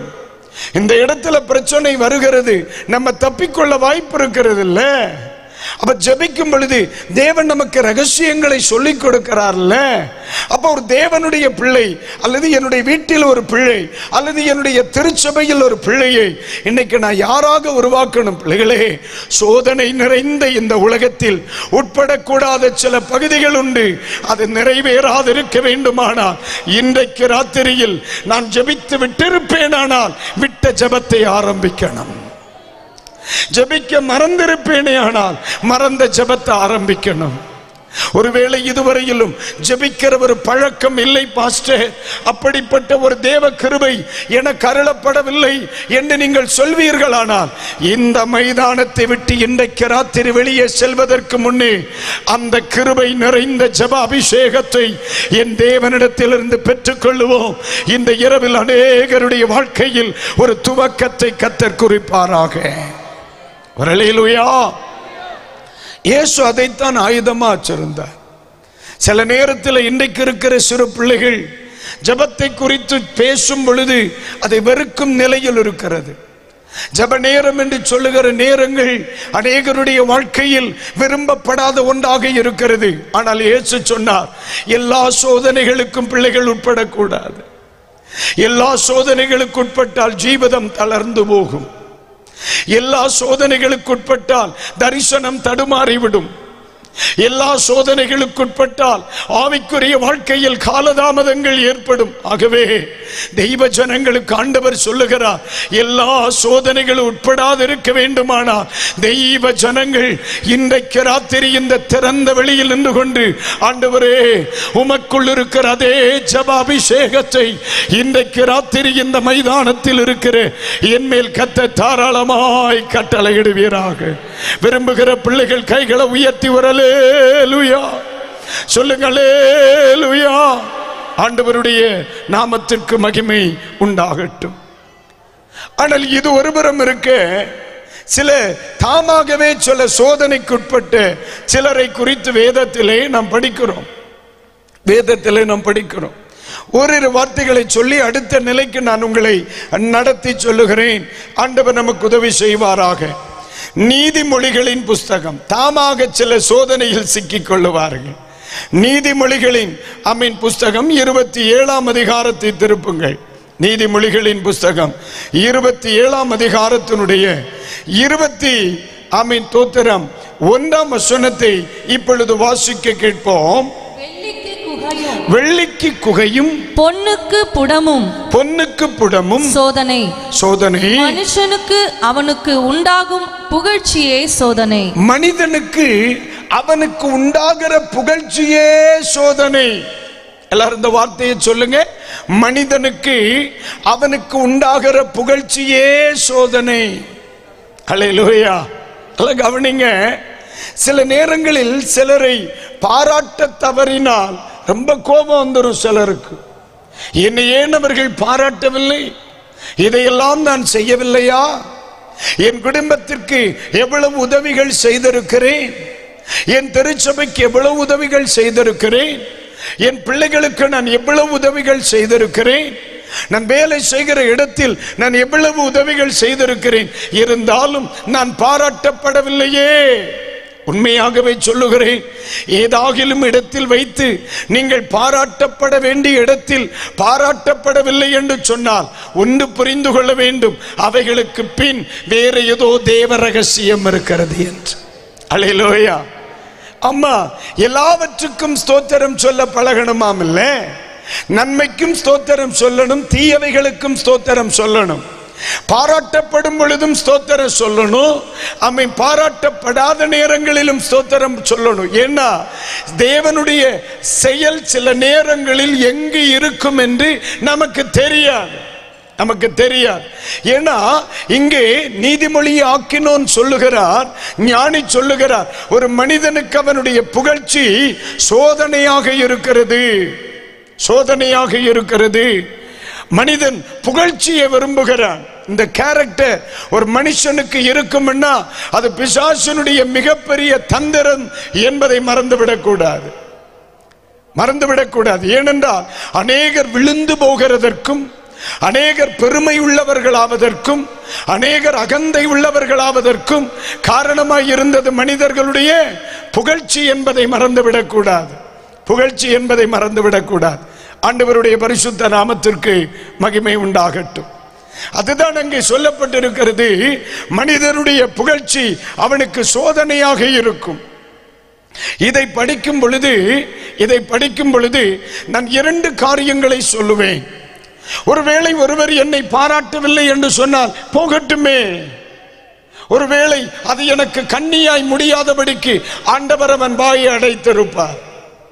சில நேரங்களில் எனக்கு வர வேண்டிய பாராட்டுதல் கிடைக்கவில்லை என்று சொன்னால் அது ஏதோ ஒரு குறிப்பிட்ட நாளுக்காக வைக்கப்பட்டிருக்கிறது என்பதை நீங்கள் புரிந்து கொள்ள வேண்டும். மனிதனால் வருகிற புகழ்ச்சிக்கு பின் ஒன்று நமக்கு அது கண்ணியாய் முடியாதபடிக்கு சில நேரத்தில் அது நம்மை விட்டு விலகி போகும். ஆனால் சில நேரங்களிலே தேவனதை ஒரு குறிப்பிட்ட நாளுக்காக வைத்திருப்பார். நீங்க சில நேரம் நினைப்பீங்க, இந்த இடத்துல என்னை பாராட்டி இருக்கலாமே, இந்த இடத்தில் எனக்கு பலன் தந்திருக்கலாமே, இந்த இடத்தில் அவர்கள் எனக்கு உதவி செய்திருக்கலாமே. ஆனால் கிடைக்க வேண்டிய சில தோத்திரம் பாராட்டுகள் சில நேரங்களில் கிடைக்காமல் போகும் பொழுது நாம் மனம் சோர்ந்து விடுகிறோம். ஆனால் ஆண்டவர் ஒரு வார்த்தை சொல்லுகிறார், கவனிங்க. ஒரு முறை தோத்திரம் பாபிலோனிய தேசத்திலே மொர்தெகாய் என்று சொல்லுகிற ஒரு மனிதர் இருக்கிறார். அந்த தேசத்திலே ராஜாவுக்கு விரோதமாய் 2 பேர் தீங்கு நினைக்கிறார்கள். இந்த செய்தி யாருக்கு கிடைக்கிறது? இந்த மொர்தெகாவின் காதுகளில் விழுகிறது. இதை ராஜாவுக்கு அறிவிக்கிறான். அதனால் ராஜா தன் பிராணனை காத்துக் கொள்ளுகிறார். ராஜாவின் பிராணனை காத்தவர்களுக்கு தோத்திரம் பதவி வழங்கப்படுமா, உயர்வு வழங்கப்படுமா, பாராட்டுகள் வழங்கப்படுமா? ஆனால் அது ஒன்றும் யாருக்கு வழங்கப்படவில்லை? மொர்தெகாய்க்கு வழங்கப்படவில்லை. இப்போ அவர் யோசித்து பார்ப்பார், ஒருவேளை இந்த உதவி ராஜாவுக்கு செய்தார் இல்லைங்களா, இந்த நேரத்தில் கூட வேலை செய்தவங்க எல்லாம் சொல்லி இருப்பாங்க, எப்பா நீ ராஜாவினுடைய உயர்வை காமை நீ பாதுகாத்து இருக்கிறாய், உனக்கு ப்ரமோஷன் நிச்சயம், ராஜா உன்னை கூப்பிடுவார், ராஜா உன்னை கனம் பண்ணுவார், ராஜா உன்னை உயர்த்துவார், நிச்சயமா உனக்கு வேற வீடை கட்டி கொடுப்பார், உனக்கு காரெல்லாம் வாங்கி தருவார் அப்படிங்கிற ஒரு பெரிய எக்ஸ்பெக்டேஷன் எல்லாம் உருவாக்கி இருப்பாங்க. கடைசியில் பார்த்தா ராஜா பரிதிமை இந்த மொர்தெகாய்க்கு ஒரு சர்பத்து வேற வாங்கி கொடுக்கல. இந்த மனுஷனுக்கு ஒரே சோர்வாய் இருக்கும் இல்ல, இவ்வளவு செய்திருக்கேன் என்ன பாராட்டலாம் இல்ல, இவ்வளவு செய்திருக்கேன் அந்த மேகசின்ல ஓரமா பாராட்டுக்கள் அப்படின்னாது போட்டிருக்கலாம் இல்ல, ஒண்ணுமே போடல. நம்மள மாதிரி இல்ல மொர்தெகாய், அந்த அளவு விட்டார். ஆனா ஒண்ணு கவனிங்க, அது தேவன் அறியாமல் வந்த தாமதம் அல்ல. சில நேரங்களில் நம்முடைய வாழ்க்கையில் வர வேண்டிய உயர்வுகள் வரவேண்டிய பாராட்டுக்கள், வரவேண்டிய அங்கீகாரங்கள் கிடைக்கவில்லை என்று சொன்னவுடனே மனிதர்களை ஏளனமாய் பேசுகிற ஒரு பழக்கம் நமக்கு உண்டு. ஆனால் ஒன்று சொல்லுகிறேன், பாராட்டுதலுக்கு பின் தேவனுக்கு ஒரு திட்டம் இருக்குமானால், சில பாராட்டப்படாதவைகளுக்கு பின்னும் உன்னதமானவருக்கு ஒரு திட்டம் இருக்கும். கணத்திற்கு பின்னே தேவனுக்கு ஒரு திட்டம் இருக்குமானால், என் பிள்ளைகளுக்கு இன்றைக்கு ராத்திரி சொல்லுகிறேன், உன்னுடைய கனவீனத்திற்கு பின்னும் தேவனுக்கு ஒரு திட்டம் இருக்கும். அங்கீகாரத்திற்கு பின் தேவனுக்கு ஒரு திட்டம் இருக்குமானால், உன்னுடைய அங்கீகாரம் இன்மைக்கு பின் தேவனுக்கு ஒரு திட்டம் இருக்கும். ஆமென். உன்னை ஏற்றுக்கொள்ளுகிறவர்களுக்கு பின் தேவனுக்கு ஒரு திட்டம் இருக்குமானால், இவர்கள் உன்னை ஏற்றுக்கொள்ளவில்லையோ அவைகளுக்கு பின்னும் தேவனுக்கு ஒரு திட்டம் இருக்கும். சொல்றது எத்தனை பேருக்கு புரியுது? அல்லேலூயா. எப்பொழுதெல்லாம் அமை தோத்திரம் மொர்தெகாவுக்கு அந்த நினைவு வருமோ அப்பெல்லாம் ஆண்டவர் சொல்லி இருப்பார், கொஞ்சம் பொறியா, கொஞ்சம் பொறியா, இப்ப பாராட்ட வந்தா உனக்கு மட்டும்தான் பாராட்டுதல் உண்டாகும். இப்ப பாராட்டப்பட்டா உன் குடும்பத்துக்கு மட்டும்தான் பிரயோஜனம் உண்டாகும். கொஞ்சம் நீ பொறுப்பா என்றால் இந்த பாராட்டு நீ செய்த கிரியைகளுக்கு தக்க பலன் வரும். பலன் வரும் பொழுது உனக்கு மட்டுமல்ல, ஒரு தேசமே உன்னுடைய கிரியையின் பலனை அனுபவிக்கும். சொல்லுது உங்களுக்கு புரியுதா இல்லையா? அல்லேலூயா. அவர் ராஜாவுக்கு செய்த உதவி அன்றைக்கு உடனே அவருக்கு கிடைத்திருக்குமானால், ஒரு புகழ்ச்சி கிடைத்திருக்குமானால், ஒரு பலன் கிடைத்திருக்குமானால், யாருக்குத்தான் பிரயோஜனம்? அந்த மனுஷனுக்கு மட்டும்தானே, அந்த மனுஷனுக்கு மட்டும்தானே, அந்த மனுஷன் குடும்பத்துக்கு மட்டும்தானே, அந்த அந்த அந்த குடும்பத்தாருக்கு மட்டும்தானே. ஆண்டவர் சொன்னார், கொஞ்சம் பொறியா, நான் உன்னை உயர்த்துகிற ஒரு நாள் வரும். கொஞ்சம் பொறியா, நீ சகித்துக்கொள். நீ ஒருவேளை உதவி செய்திருக்கலாம், பலன் தாமதிக்கிறது. ஒருவேளை ஆமீன் உதவி செய்திருக்கலாம், உன்னுடைய அங்கீகாரம் தாமதிக்கிறது. யாருக்கெல்லாம் உதவி செய்தேனே அவர்கள் எல்லாரும் என்னை மறந்து விட்டார்களே என்று ஒருவேளை நினைக்கலாம். இன்று இரவில் அருமைநாதர் இயேசு சொல்லுகிறார், ஆமீன், உங்களுக்கு வர வேண்டிய சில புகழ்ச்சிகள், சில அங்கீகாரங்கள் தாமதிக்குமே, ஆனால் அதை குறித்து வருத்தப்பட வேண்டாம். ஏதோ ஒரு மகிமையான நாளுக்கென்று அந்த நாட்கள் நியமிக்கப்பட்டு வைக்கப்பட்டிருக்கிறது. தேவன் எவருக்கும் கடனாளியாக இருக்க மாட்டார். நீ செய்ததற்கு தக்க பலனை என் ஆண்டவர் தருவார். எத்தனை பேர் விசுவாசிக்கிறீங்க? ஹல்லேலூயா. ஆனா பைபிள் சொல்லுது, நாம் எதை செய்தாலும் புகழ்ச்சிக்காக செய்யக்கூடாது, புகழ்ச்சிக்காக செய்யக்கூடாது.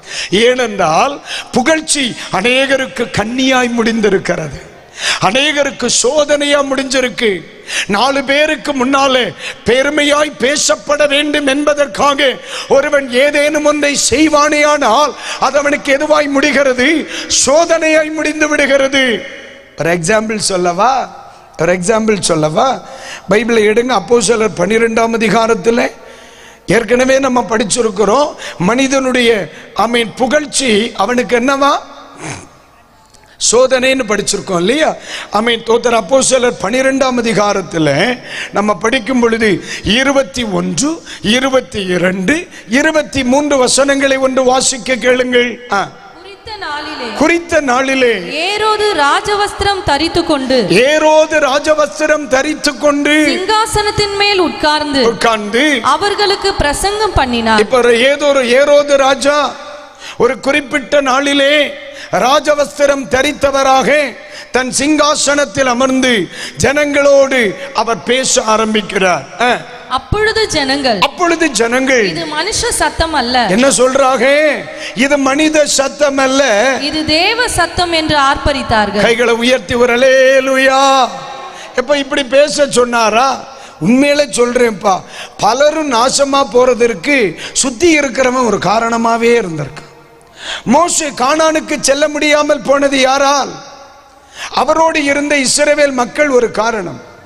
ஏன்னா அந்த மனுஷனை கடுப்பேத்துறதுல கவனமா இருந்திருக்கான். அந்த மனுஷனை டென்ஷன் ஆக்கி பேச வேண்டிய இடத்துல அடிக்க வச்சு மற்றவங்க போயிட்டாங்க, இந்த மனுஷன் போகலை. இது இப்படித்தான் நிறைய பேரை கவுக்குறாங்க மனிதர்கள். இந்த இடத்துல என்ன நடக்குது? இன்னொருத்தரை சொல்றேன். தாவீது கோலியாத்தை கொன்னுட்ட. தாம் இங்கேயாவது கோயர் வலது பக்கம் ஆண்களும் இடது பக்கம் பெண்களும் இருக்காங்க. அங்க தாவீது என்ன கொயரா வச்சிருந்தார். அவர் பாட சொன்னாரா, ஐயா நான் எரிஞ்சு தள்ளி போட போறேன், நீங்க எல்லாம் கோரஸா சி மேஜர்ல பாடுங்கன்னா சொன்னார். அவர் பாட்டுக்கு எரிஞ்சிட்டு வீட்டுக்கு வர அந்த ஒரு பொம்பளைகள் எல்லாம் சேர்ந்து பாட்டை பாடிவிட்டாங்க.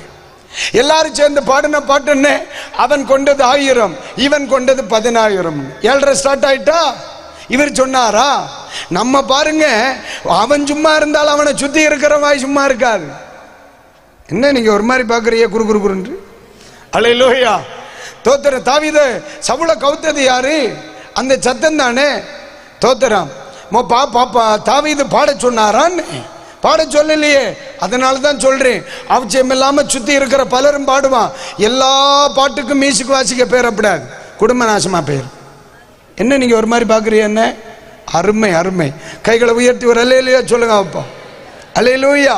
சரி, இந்த இடத்துல பாருங்க, இந்த இடத்துல பாருங்க, மறுபடியும் சொல்றேன், மனிதனுடைய புகழ்ச்சி அவனுக்கு சோதனை அப்படின்னு பைபிள் சொல்லுது. அவனுக்கு சோதனைன்னு பைபிள் சொல்லுது. இங்க பாருங்க, இவர் எந்திரிச்சு நின்னுட்டு அவர் பாட்டுக்கு உட்கார்ந்து பேசுற. அவர் சொன்னாரா இது தேவனுடைய சத்தம்னு? சரி, அவர் சொன்னாரா நான் பேசிட்டு இருக்கும் பொழுது எல்லாரும் சொல்லுங்க அப்படின்னு சொன்னாரா? இல்லையே. இவங்க பாட்டுக்கு என்ன செய்தாங்க, அந்த வார்த்தையை ஒரு முறை கூட வாசிங்க தங்கச்சி. அப்பொழுது ஜனங்கள் மனுஷ சத்தம் அல்ல, என்ன சொல்றாங்க, இது மனித சத்தம் அல்ல, இது தேவ சத்தம் என்று ஆர்ப்பரித்தார்கள். இது அவங்களை சொல்லி காரணம் இல்லப்பா. ஏன் தெரியுமா? ஒரு தடவையாவது தெய்வ சத்தம் கேட்டிருந்தா அப்படி சொல்லி இருக்க மாட்டான். தேவ சத்தத்தை கேட்டு பழக்கமுள்ள ஒருவன் ஏரோதனுடைய சத்தத்தை பார்த்து இது தேவ சத்தம்னு சொல்லி இருப்பானா? சொல்ல மாட்டான். ஏன்னா அவனுக்கு தெரியும் இது தேவனுடைய சத்தம், இது மனிதனுடைய சத்தம். இன்னைக்கு வர வர சில மனிதர்களுடைய சத்தங்கள் தேவ சத்தமாக. காரணம் என்ன தெரியுமா? தெய்வ சத்தம் கேட்டு பழக்கம் இல்லாததுனால. புரியல? புரிஞ்சிருந்தா ஒரு அல்லேலூயா வந்திருக்கும். இன்னைக்கு பல மனிதர்களுடைய சத்தங்கள் யாருடைய சத்தமாய் அங்கீகரிக்கப்படுகிறது? தேவ சத்தமாய் அங்கீகரிக்கப்படுகிறது. சில மனிதருடைய சத்தங்கள் தேவனுடைய சத்தமாய் அங்கீகரிக்கப்படுவதற்கு காரணம் என்ன? தெய்வ சத்தத்தை கேட்டு பழக்கம் இல்லாம போனதுனால. அந்த பழக்கம் இல்லாததுனால தான் கூப்பிட்டது தெய்வம் சாமுவேலை, ஆனா போய் நின்னது யாருகிட்ட? மனுஷனிடத்தில், ஏலியனிடத்தில். ஒரு தடவையாகிலும் இந்த மனுஷனுக்கு தேவனுடைய சத்தம் இப்படித்தான் இருக்கும்னு தெரிஞ்ச பிறகு ஏலிகிட்ட போய் இந்த மனுஷன் நின்னாரா? இல்ல. அப்போ தேவ சத்தம், மனித சத்தங்களை பலரும் தேவ சத்தம் என்று சொல்ல காரணம் அவர்கள் மேலுள்ள தவறு அல்ல, தெய்வ சத்தத்தின் குறைபாடுகளே காரணம். கைகளை உயர்த்திவர் அல்லேலூயா. அதுபோலதாம்மா தெய்வ சத்தம் கேட்டு பழகின பலரும் மனுஷன் என்ன சொன்னாலும் கண்டுக்கிடவே மாட்டான். பார்த்திருக்கீங்களா? இன்னைக்கு அவன் இப்படி சொன்னான் பாஸ்டர், அவங்க இப்படி சொன்னாங்க பாஸ்டர், அவங்க இப்படி சொன்னாங்க பாஸ்டர், அவங்க இப்படி எல்லாம் சொன்னாங்க பாஸ்டர் அப்படின்னு ஒரு ஆளு மியூசிக் வாசிக்குதுன்னு வையேன், அந்த ஆளை உடனே கணிச்சிடணும், இவனுக்கு அங்க உள்ள சத்தம் கேட்டு ரொம்ப நாளாச்சுன்னு. அங்க உள்ள சத்தம் கேட்டவர்களுக்கு இங்க கேட்கிற எந்த சத்தமும் பிரச்சனையா தெரியாது. அம்மை தோத்திரம். அப்படிதானே? இயேசு கிறிஸ்து எங்கேயாவது ரிப்பீட் பண்ணி இருக்கிறாரா? இயேசுவை என்ன சொன்னாங்க? பெயல்செபூல்னாங்க. பெயல்செபூல் அப்படின்னா பிசாசுகளின் தலைவன் அப்படின்னா. எவ்வளவோ ஏளனமா பேசினாங்க. எந்த சத்தத்துக்காகிலும் அப்படி இல்லை நான் இப்படின்னு அவர் திருத்தி சொல்ல போனாரா? காரணம் இல்லை. ஏன் தெரியுமா? பரலோக சத்தம் கேட்டு பழகினவர்களுக்கு பூலோக சத்தம் பெருசா தெரியாது. ஒரு மனுஷனுக்கு மனித சத்தங்கள் அதிகமா தெரியுதுன்னா பரலோக சத்தம் கேட்கிறது குறைஞ்சதுன்னு அர்த்தம். இப்போ சொல்லுங்க ஒரு அல்லேலூயா. அல்லேலூயா. சில மனித சத்தங்கள் இன்னும் சிலருக்கு மறக்கலையே. சில மனித சத்தங்கள் இன்னும் பலருக்கு கல்லில் எழுதப்பட்ட எழுத்துக்களை போல வைராக்கியமா இருதயத்தில் இருக்குது. அதை மறக்க, அதை விட, அதை மறந்து விட, அதை தூர விலக, அதை விட்டு வெளியே வர முடியல. ஏன் தெரியுமா? மனித சத்தம் மேலோங்கி நிற்கிறது. ஆமை, இன்றைக்கு ராத்திரி சொல்லுகிறேன், ஒரு தேவ பிள்ளையினுடைய வாழ்க்கையில் மேல் நோங்கி நிற்க வேண்டியது மனித சத்தம் அல்ல. தெய்வம் நம்மை அழைத்த பொழுது நமக்கு சொன்ன அந்த தேவனுடைய சத்தங்கள். அல்லேலூயா, அல்லேலூயா. பகல் முழுவதும் மனித சத்தம் கேட்ட இயேசு ராத்திரியில் பிதாவினிடத்தில் போய் இருந்து அது அவர் தேவ சத்தம் கேட்கிறார். தேவ சத்தம் கேட்டுவிட்டு காலையில் வந்து எந்த மனிதர்களையும் வைராக்கியமாய் பார்க்க அவருக்கு தோன்றவில்லை. எல்லாருக்கும் நன்மை செய்தார். காரணம் என்ன? தேவ சத்தம் கேட்ட ஒருவனுக்கு மனிதன் மேல் பகையாக நிற்க முடியாது. தேவ சத்தம் கேட்ட ஒருவனுக்கு மனித சத்தத்தை பொருட்டாக எடுக்க முடியாது. தேவ சத்தம் பழகினவனுக்கு இந்த உலகத்தின் சத்தங்கள் ஒரு பிரச்சனையே இல்லை. காரணம், நன்மையான எந்த ஈவும் பூரணமான எந்த வரமும் எங்கிருந்து வருகிறது? பரத்திலிருந்து வருகிறது. எனக்கு வாழ்வு தர வேண்டியவர் யார்? கர்த்தர். அல்லேலூயா. ஆமென் சொல்றீங்களா? ஆமென் சொல்றீங்களா?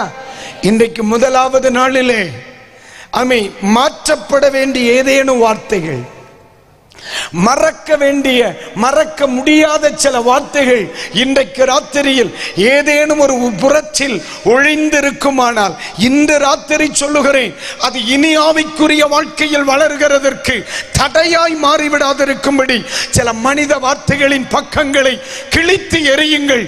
தேவன் இந்த 3 நாட்களில் இந்த ஊழியத்தோடும் தேசத்தோடும் பேச போகிறார். எத்தனை பேர் ஆமென் சொல்லுவீங்க? அல்லேலூயா. உனக்கு என்ன, எனக்கு உன்னிடத்தில் பேச வேண்டியது இருக்கிறது என்று சொல்லுகிறார். ஆனா இங்க பார்த்தா எல்லா பக்கமும் புல்லா இருக்கு. சித்தப்பா இதை சொன்னார், மாமா இதை சொன்னார், அண்ணன் இதை சொன்னார், அக்காள் இதை சொன்னார், பாஸ்டர் இதை சொன்னார்.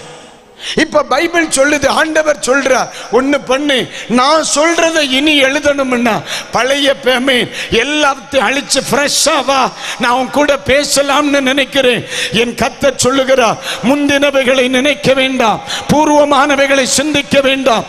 இதோ உன்னுடைய ஊழியத்திலும் சரி, உங்களுடைய வாழ்க்கையிலும் சரி, புதிதானவைகளை ஆரம்பிக்க போகிறேன்.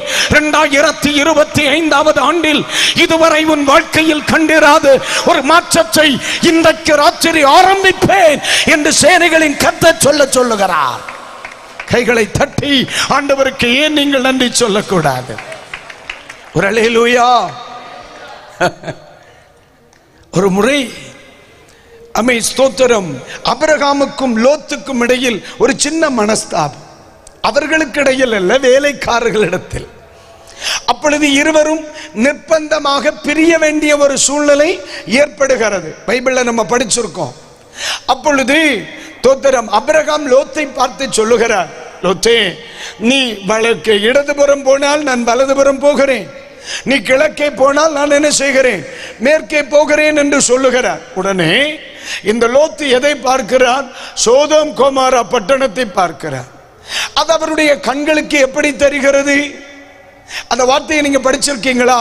அது கர்த்தருடைய தோட்டத்தை போல. இப்போ அம்மை தோத்தர் அழிந்து போவதற்கென்று வைக்கப்பட்டிருக்கிற ஒரு சோதோம் கோமாரா இப்ப இவருடைய பார்வையில் எப்படி இருக்கு? கர்த்தருடைய தோட்டத்தை போல இருக்கு. நான் ஒன்னு சொல்றேன், ஒரு முறையாகிலும் தேவ பிரசன்னத்தை லோத்து உணர்ந்திருந்தால் அந்த சோதோமை கர்த்தருடைய தோட்டம்னு சொல்லி இருப்பாரா? அதுதான் உண்மையிலே சொல்றேன். தேவ கிருபையை அனுபவிச்ச ஒரு மனுஷனால உலகத்தின் மேல் நாட்டம் கொள்ள முடியாது, முடியாது. எத்தனை பேருக்கு நான் சொல்றது புரியுது? நான் சொல்றது புரியுதா உங்களுக்கு? தேவ கிருபையில் நாட்டம் கொண்ட, தேவ அபிஷேகத்தின் நாட்டம் கொண்ட ஒரு தேவனுடைய பிள்ளை உலகத்தை நேசிக்கிறான் என்றால் அது ஆச்சரியம். இவன் தேவனுடைய சோதோம் கோமாரா பட்டணத்தை எப்படி பார்க்கிறார்? கர்த்தருடைய தோட்டத்தை போல பார்க்கிறார். ஏன் தெரியுமா? இதுவரை தேவனுடைய தோட்டத்தை அவர் என்ன செய்ததில்லை, கண்டதில்லை. மனித சத்தத்தை தேவ சத்தம் என்று சொல்லுகிறார். அதற்கு காரணம் என்ன? இதுவரை தேவனுடைய சத்தத்தை என்ன செய்யல, பார்க்கல. சரி, சுத்தி இருந்தவன் தான் கொமச்சாம்னு நமக்கு ஒரு அறிவு வேணா? இங்க என்ன நடக்குது பாருங்க. அம்மா அந்த வசனத்தை வாசிச்சு அடுத்த வசனத்தை வாசிங்க தங்கச்சி. அவன் தேவனுக்கு மகிமையை செலுத்தாத முந்தின வசனத்திலிருந்து படிங்க.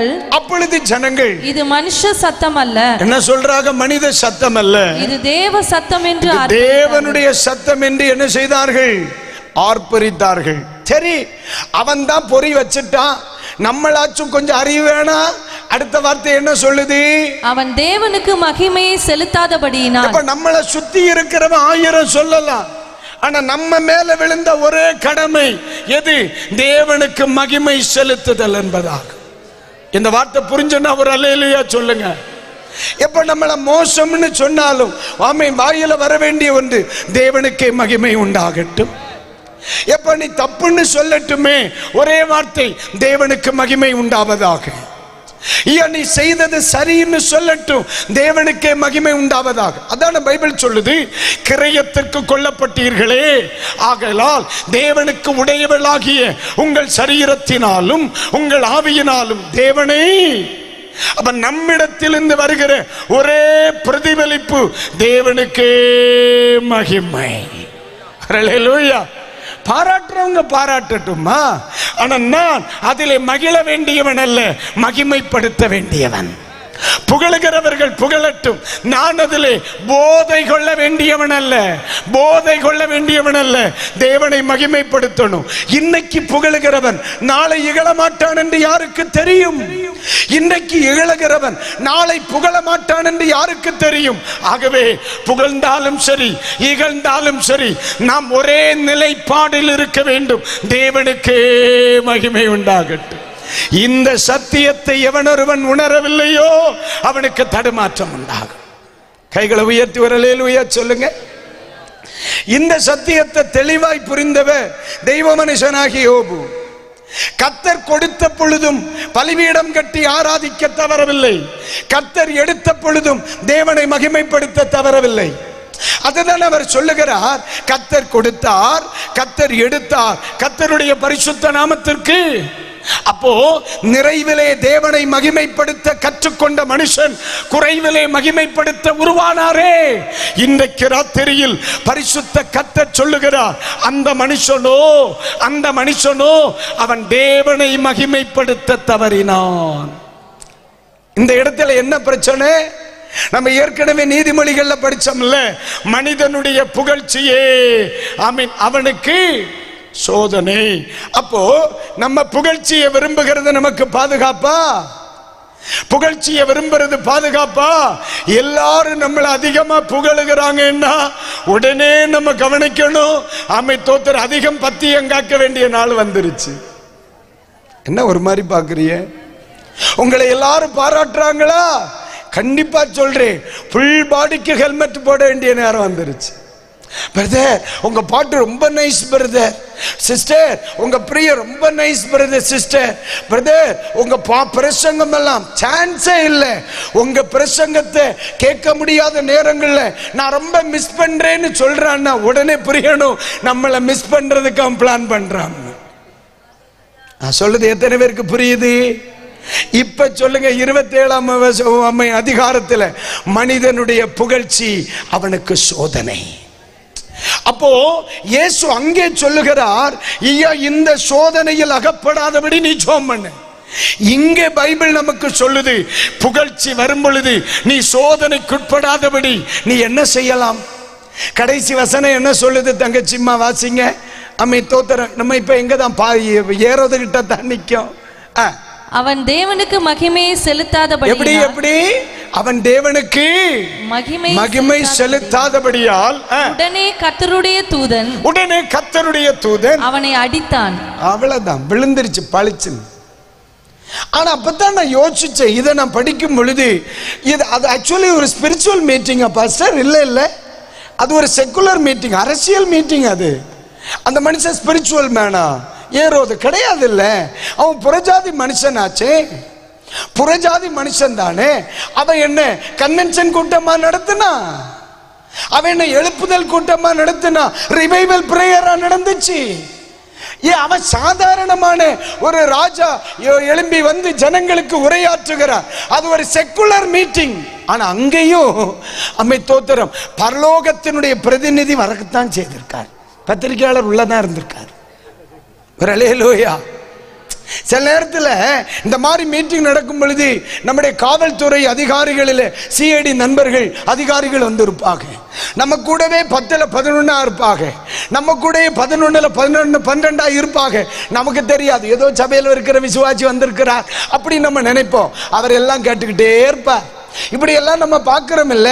அதே மாதிரிதான் செக்குலர் மீட்டிங் நடந்தாலும் சரி, ஸ்பிரிச்சுவல் மீட்டிங்ல நடந்தாலும் சரி, ஆண்டவர் பரலோகத்தில் சொல்லுவார், ஒரு நாம் தூதனுக்கு நம்பரை சொல்லி, அந்த 711 இங்க வா, தோத்திரம் OMCL கன்வென்ஷன் நடக்கு, என்ன நடக்குன்னு போயிட்டு பார்த்துட்டு வா. இது இங்க கன்வென்ஷனுக்கு மட்டும் இல்ல, அரசியல் மேடையா இருந்தாலும் சரி, உலகத்தில் 2 3 பேர் எங்க கூடனாலும் சரி, அங்க பரலோக பிரதிநிதியை பார்க்க முடியும். எதுக்கு தெரியுமா? யாரு என்ன பேசினாலும் சரி, மகிமை தெய்வத்துக்கு வருதா? அல்லேலூயா. அப்ப நீங்க நல்லா கவனிங்க. உயர்வானாலும் சரி, தாழ்வானாலும் சரி, நிறைவானாலும் சரி, குறைவானாலும் சரி, ஆவிக்குரிய உலகமானாலும் சரி, உலகத்துக்குரிய காரியமானாலும் சரி, இன்றைக்கு ராத்திரி அத்தனை பேருக்கும் சொல்றேன், எந்த சூழ்நிலையிலும் மகிமை ஒரே ஒருக்குரியது, அது தெய்வத்திற்கு மட்டுமே. அல்லேலூயா. அதனால தான பைபிள் சொல்லுது, தேவன் தன்னுடைய மகிமையை விக்கிரகங்களுக்கு என்ன செய்ய மாட்டாராம், கொடுக்க மாட்டார். மகிமை யாருக்கு சொல்லுங்க? மகிமை யாருக்கு? எப்ப அவன் புகழட்டுப்பா, நம்ம என்ன சொல்லணும்? எல்லாம் தேவ கிருபை. முடிஞ்சு போச்சா? எப்ப தேவனுடைய சத்தம் போல இருக்கு, எல்லாம் தேவ கிருபை. ஆமை தோத்திரம். நீ எவ்வளவு பெரிய ஆளு தெரியுமா? எல்லாம் தேவ கிருபை. ஒன்னு எவ்வளவு பெரிய செல்வம் வச்சிருக்கு, எல்லாம் தேவ கிருபை. அப்ப எந்த இடத்திலே தேவன் மகிமைப்படுகிறாரோ அங்கே சோதனைக்கு தப்பி விடுகிறோம். ராமேன் சொல்லுங்க. நான் சொல்லுது புரியுதா ஐயா? ஜபிக்கும் பொழுது சோதனைக்குட்படாமல் தப்பிக்கொள்ளுகிறோம். அதுதான் இயேசு சொல்லுகிறார், ஜபிக்கும் பொழுது சொல்லி எங்களை சோதனைக்குட்பட பண்ணாமல். அப்ப ஜபிக்க தவறினால் பிரச்சனை தான். இங்கே அடுத்து சொல்லுகிறார், யா ஒருத்தன் இருந்தா அவன் தேவனை மகிமைப்படுத்த தவறினான், உடனே அவனுக்கு அடி விழுகிறது, புழுபுழுத்து செத்தான். அப்போ நான் சாகும் பொழுது இந்த ஏரோதை போல சாகக்கூடாது, நான் சுகமாய் சமாதானமாய் தேவனை மகிமைப்படுத்தின ஒரு முடிவு வரணும்னா, தெய்வம் எனக்கு தந்த ஆயுசு காலத்தில் தெய்வத்தை மகிமைப்படுத்துகிற ஒரு தருணத்தையும் நாம் மிஸ் பண்ணவே கூடாது. சொல்ல புரியுதா இல்லையா? ஜோரா கைத்தட்டி கத்தருக்கு நன்றி சொல்லுங்க பார்க்கலாம். அருமை அருமை. அல்லேலூயா. அதான் ஆசீர்வாதம். தேவனை மகிமைப்படுத்துகிற ஒரு தருணங்கள் கூட, தேவனை மகிமைப்படுத்துகிற ஒரு தருணங்களை கூட நம்ம மிஸ் பண்ணவே கூடாது.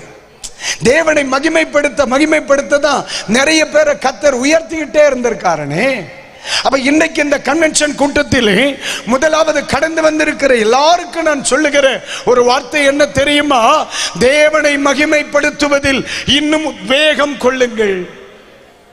இதை செய்தால் தேவன் மகிமைப்படுவார் என்று உங்கள் ஊழியர் மூலமாய் கர்த்தர் சொல்லுவாரானால் அதை கப்புன்னு பிடிச்சுக்கோ. இதை செய்யுங்கள், தேவன் மகிமைப்படுவார் என்று சொல்லுவாரே, ஆனால் அது அப்படியே பிடிச்சுக்கிடுங்க. தேவனை மகிமைப்படுத்துறது ஆவியில நிரம்பும் பொழுதோ, அந்நிய பாஷை பேசும் பொழுதோ, ஆமை காணிக்கை செலுத்தும் பொழுது மட்டுமல்ல. அதாவது எடுக்கக்கூடாத இடத்திலிருந்து ஒரு பொருளை ஒருவன் எடுத்துக் கொள்ளுகிறான். அதனால் ஆமை தோத்திர இஸ்ரவேல் மக்கள் தொடர்ந்து யுத்த களத்திற்கு செல்லும் பொழுது தோல்வி வருகிறது. இப்போ ஆண்டவர் சொல்லுகிறார், இப்பா முந்தின பட்டணத்திலே எடுக்க கூடாததை எடுத்தபடியினால் இந்த தோல்வி வந்துச்சு. இப்ப சீட்டு போட்டு உரியவனை கண்டுபிடித்து விட்டார்கள். அப்ப அவனை கொண்டு நிறுத்திவிட்டு யோசுவா பேசுகிறார், என் மகனே, நீ உண்மையை சொல்லி நீ தேவனை மகிமைப்படுத்து. அப்ப தெய்வத்தை மகிமைப்படுத்துவது வெறும் பாடல், வெறும் ஆராதனை, வெறும் ஜெபத்தில் மட்டுமல்ல, நம்முடைய ஜீவிதத்தில் எந்த இடத்தில் எல்லாம் உண்மை வெளிப்படுகிறதோ அந்த இடத்தில் எல்லாம் தேவன் மகிமைப்பட்டு கொண்டே இருக்கிறார்.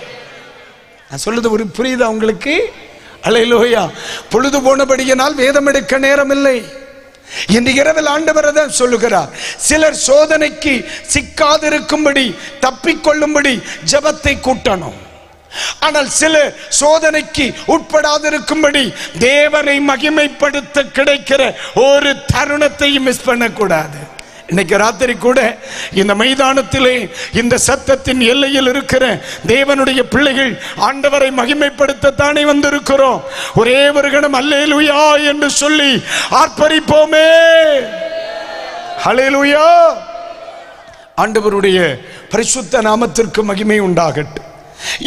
இன்னொரு காரியத்தை அமை ஸ்தோத்திரம், சோதனையை சிக்க வைக்கிற தப்பமை உட்படுத்துகிற இன்னொரு காரியத்தை கூட சொல்லிவிட்டு ஜெபிக்கிறேன். ஆண்டவர் கிருபை தருவாராக. 1 தீமோத்தேயு திருப்பிக் கொள்ளுங்கள்.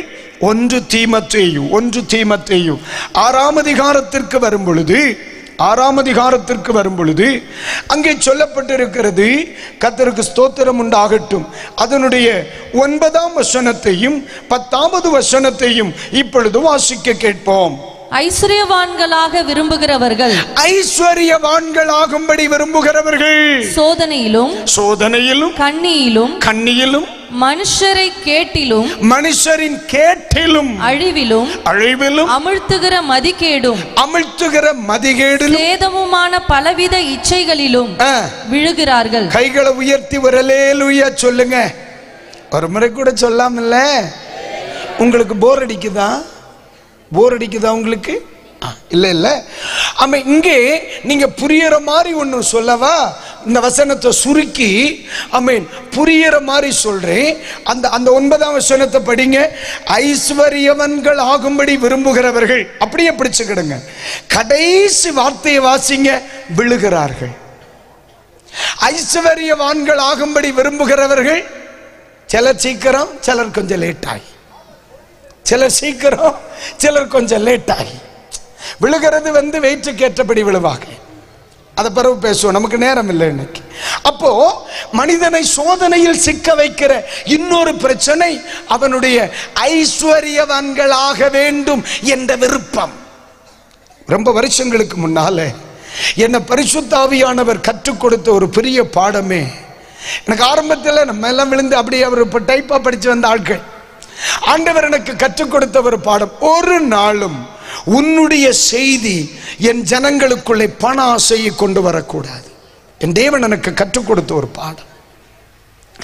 ஒரு நாளும் உன்னுடைய செய்தி என் ஜனங்களுக்குள்ளே, உன் செய்தியை கேட்கிறவர்களுக்குள்ளே பண ஆசையை கொண்டு வருவார்கள், கொண்டு வந்துவிடக் கூடாது. ஒவ்வொரு நாளும் என்னுடைய செய்திக்காக நான் ஜெபிக்கும் பொழுதெல்லாம், ஆண்டவரே ஒரு நாளும் என்னுடைய செய்தியினால் யாருக்குள்ளே உலகாசை வந்துவிடக்கூடாது. ஒரு நாளும் என்னுடைய பிரசங்கத்தினாலே எவருக்குள்ளேயும் ஒரு பண ஆசை, ஒரு பதவி ஆசை, ஒரு உலகத்தின் மேல் நாட்டம் வரவே கூடாது ஆண்டவரே. இப்படி ஜெபம் பண்ணுவேன். ஒரு நாள் வேதத்தை தியானித்துக் கொண்டிருக்கும் பொழுது ஆண்டவர் எனக்கு சொல்லிக் கொடுத்தார், பண ஆசை. வேதம் சொல்லுகிறது, ஐஸ்வரியவான்கள் ஆகும்படி விரும்புகிறவர்கள் என்ன செய்வாங்க? விழுவான். அல்லேலூயா. அப்ப என்னை விழப்பண்ணுகிறது பைபிள் அதான சொல்லுகிறது. இந்த இடத்துல நம்ம வாசிக்கிறோம் இல்லையா? கர்த்தருக்கு ஸ்தோத்திரம். பலவித எதுல சிக்குவாங்களே, எதுல விழுவாங்க? ஒன்று சோதனையில் விழுவார்கள், கண்ணியில் விழுவார்கள், கேட்டில் விழுவார்கள், அழிவில் விழுவார்கள், மதிகேடுமான சேதமான இச்சையில் என்ன செய்வாங்க? விழுவாங்க. அப்போ ஒன்னு புரிஞ்சுக்கிடணும், ஜெபிக்க கிடைக்கிற தருணங்களை மிஸ் பண்ணக்கூடாது. ஜெபித்தால் சோதனைக்குட்படாதபடி தப்பலாம். தேவனை மகிமைப்படுத்த கிடைக்கிற தருணங்களை மிஸ் பண்ணக்கூடாது. தேவனை மகிமைப்படுத்தினால் மனுஷனால் வருகிற புகழ்ச்சியினால் வருகிற அந்த சோதனையில் இருந்து நம்ம என்ன செய்தரலாம்? தப்பிடலாம். இங்க சொல்லுகிறார், தெய்வ பிள்ளைகளே, ஐஸ்வர்யவன் ஆகும்படி விரும்புதல் இது சோதனையில் விழப்பண்ணும். அடுத்த வசனத்தை கூட ஒண்ணு படிக்கட்டுமே.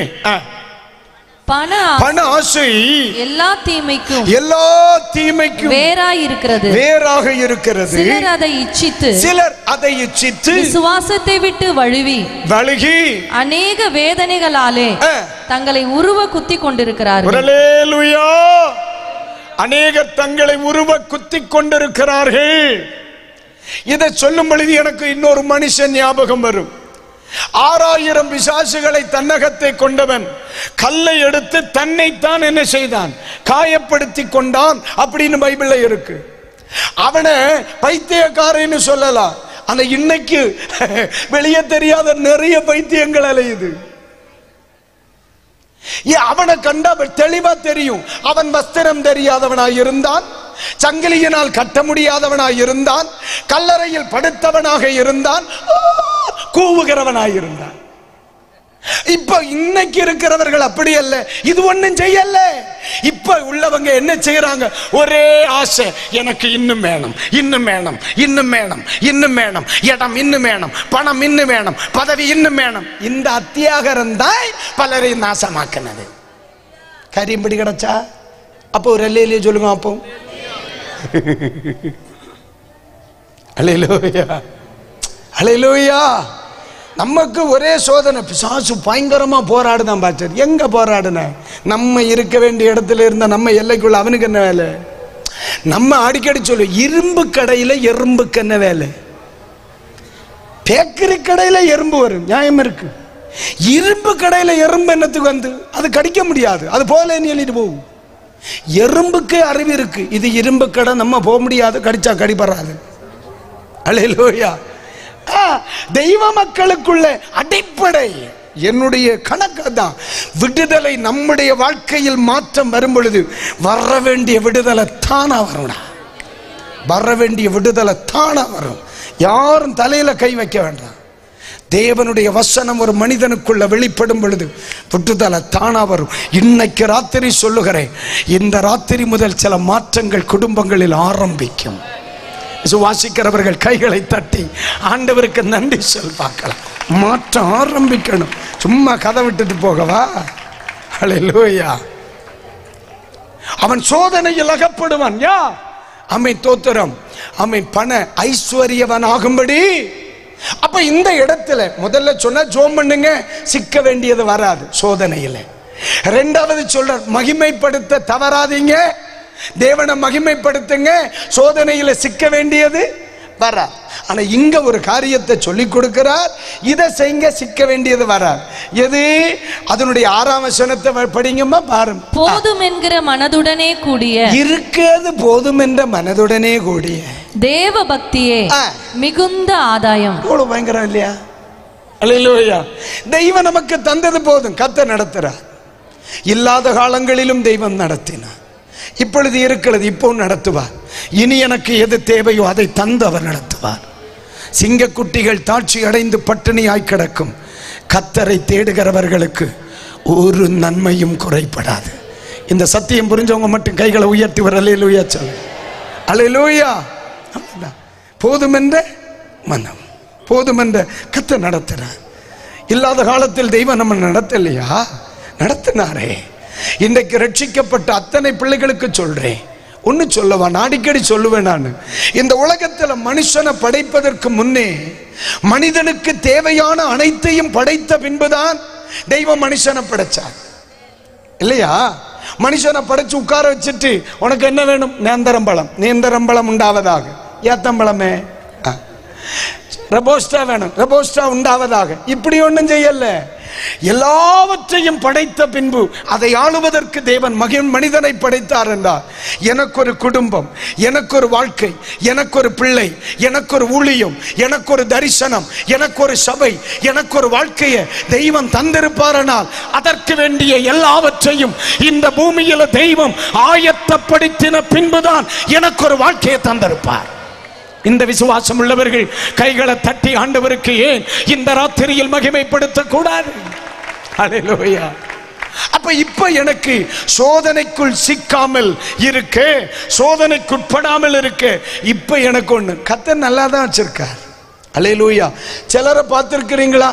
தோத்திரம். அம்பானிக்கு மொத்த சொத்தை எழுதி கொடுத்தாலும் நல்லா இருக்கலான்னு கேட்டா என்னத்தை சொல்லு, இப்படித்தான் எழுத்தான். அவன்கிட்ட 10 ரூபாய் இருக்கிறது பக்கத்து வீட்டுக்காரனுக்கு தெரியப்படாது. இந்தியா மொத்தமும் எழுதி கொடு, சிஸ்டர் நல்லா இருக்கிறீங்களா, என்னத்தை சொல்லுன்னு இழுப்பான். உடனே புரிஞ்சா சாத்தான் வலை வீசுறான், கிளம்பிடணும். ஆண்டவன் நம்மள நல்லா தானே வச்சிருக்கா. இந்த வார்த்தைக்கு ஆம் என்று சொல்லுகிறவர்கள் ஒரு ஆமேன் சொல்லுங்க. அவ்வளவுதான். இழப்புகள் யாருக்கு வரல? இழப்புகள், பாடுகள், கஷ்டங்கள் எல்லாத்தின் நடுவில் கிருபையா வச்சிருக்கார். தேவனுக்கு மகிமை. தேவனுக்கு சொல்லுங்க, தேவனுக்கு மகிமை. தேவனுக்கு. அப்போ 3 காரியங்கள் என்னை தப்பு பண்ணுதல்லம்மா. 1 என் ஜெபம், 2 என்னை தேவனை மகிமைப்படுத்தும் குணம், 3 போதுமென்ற மனம். இந்த 3 இருக்கிறவனே ஒரு நாளும் அவன் சோதனைக்கு உட்பட வேண்டியது வராது. கைகளை உயர்த்தி ஒரு அல்லேலூயா. சமீபத்தில் ஒரு ஆளு 1 லட்சம் ரூபாய் கொடுத்தா 1 கோடி ரூபாய் கிடைக்குமா? 1 லட்சம் ரூபாய் கொடுத்தா 1 கோடி ரூபாய் கிடைக்குமா? எனக்கு தெரியாது. ஒரு நாள் ஒருத்தர் அவருடைய பிள்ளைய படிக்க வைக்க முடியலன்னு சொல்லி எனக்கு ஃபீஸ் கட்டுறதுக்காக வந்திருந்தார். அவர் வந்திருந்த அழுததை கண்டு நானும் என்ன செய்தேன், அந்த தவணை முறையின் அத்தனை ஃபீஸையும் நான் கட்டி அவன் டைரக்டா காலேஜுக்கு பே பண்ணிட்டேன். ஒரு 2 வாரம், 2 இல்லை 1 மாசம் இருக்கும். மார்த்தாண்டத்தில் நிற்கிறேன். ஒரு காவல்துறை நண்பரை பார்த்தேன். அவர் என் கூட பேசிட்டு இருக்கும் பொழுது, பாஸ்டர் பெரிய தலைவலியா இருக்குன்னார். என்னன்னு அவர் சொல்லுதார், என்கிட்ட ஃபீஸ் கட்ட வாங்கிட்டு போனார்ல 67 லட்சம் கொடுத்துருக்கான் இந்த ஆளு. எத்தனை லட்சம்? என்ன நீங்க ஒரு மாதிரி சைலண்டா இருக்கிறீங்க? ஃபர்ஸ்ட் ஓப்பன் மீட்டிங்ல தான் பேசுறேன். என் பிரசங்கம் இப்படித்தான் இருக்கும். நீங்க ரொம்ப டயர்ட் ஆயிட்டே போல இருக்கு. குளுக்கோஸுக்கான ஒரு வாய்ப்பும் இல்லை. நீங்க தான் அல்லேலியா சொல்லி குளுக்கோஸ் ஏத்திக்கிடணும். கை தூக்கி ஒரு அல்லேலியா சொல்லுங்க. அருமை. அது 60 எதுக்கு 67 கோடி. அப்ப இந்த 67 கோடி கிடைச்சா இவனுக்கு அது கெதியோ? ஆர்க்கு ஹார்ட் அட்டாக் வந்து செத்து போவான் இல்லையா? நல்ல வேலை கிடைக்கல. அதுக்கு அவசியம் என்ன? உன்னை அழைத்தவர் கர்த்தர் தானே ஐயா, நடத்துறாரா இல்லையா? எவ்வளவு நல்ல தெய்வம் ஐயா. போதும் என்ற மனதுடனே கூடிய தெய்வ பக்தி என்னை சோதனைக்குட்படாமல் என்னை தப்ப பண்ணும். அல்லேலூயா. எத்தனை பேருக்கு ஒரு ஆமென் சொல்ல முடியும்? கர்த்தர் நடத்துவார். இந்த நம்பிக்கை உடையவர்கள் ஒரு அல்லேலூயா சொல்லுங்க.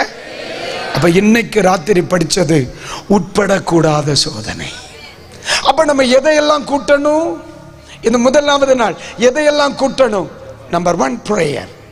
2வது தேவனை மகிமைப்படுத்த கிடைக்கிற தருணங்களை மிஸ் பண்ணக்கூடாது. 3வது எனக்குள்ள நான் மாற்ற வேண்டிய ஒன்று, கர்த்தர் நல்லா தான் வச்சிருக்கார். சொல்லுங்க. போதுமென்ற மனம். கர்த்தர் என்ன எப்படித்தான் வச்சிருக்கார்? பக்கத்தில் இருக்கிறவங்களை பார்த்து சொல்லுங்க, நான் ரொம்ப நல்லா இருக்கேன். சொல்ல முடியலையோ? நல்லா இருக்கா இல்லையா? கண்ணாடியில பார்த்துட்டு தானே சொல்லுதியா? நான் ரொம்ப நல்லா தான் இருக்கேன். கர்த்தர் நல்லா தான் வச்சிருக்கேன். அல்லேலூயா சொல்லுங்க. அல்லேலூயா. அப்ப இன்னைக்கு நம்மளை உருவாக்கி ஒரே ஒரு நிமிஷம் நான் உங்களுக்காக ஜெபம் பண்ணுவேன். இப்ப நான் பரிசுத்தாவியை பத்தி பேசல, பரிசுத்தாவியை பத்தி பேசல, ரட்சிப்பை குறித்து பேசல, சோதனையிலிருந்து தப்புவதற்கான வழியை பேசியிருக்கேன். இந்த வசனம் உண்மைங்கிறத ஆவியானவர் இப்ப நிரூபிப்பார். ஆனா இவ்வளவு நேரம் ஆண்டவர் பேசியாச்சு. இனி நம்ம தீர்மானிக்கணும். என்ன தீர்மானிக்கணும்? விட்ட ஜபத்தை இன்னைக்கு என்ன செய்யணும்? ஒன்னு ஆரம்பிக்கணும். மறந்த ஜப ஜீவிதம் இன்றைக்கு மறுபடியும் பொடி தட்டி எடுக்கணும். இரவு ஜபங்கள் மறுபடியும் ஆரம்பிக்கணும்.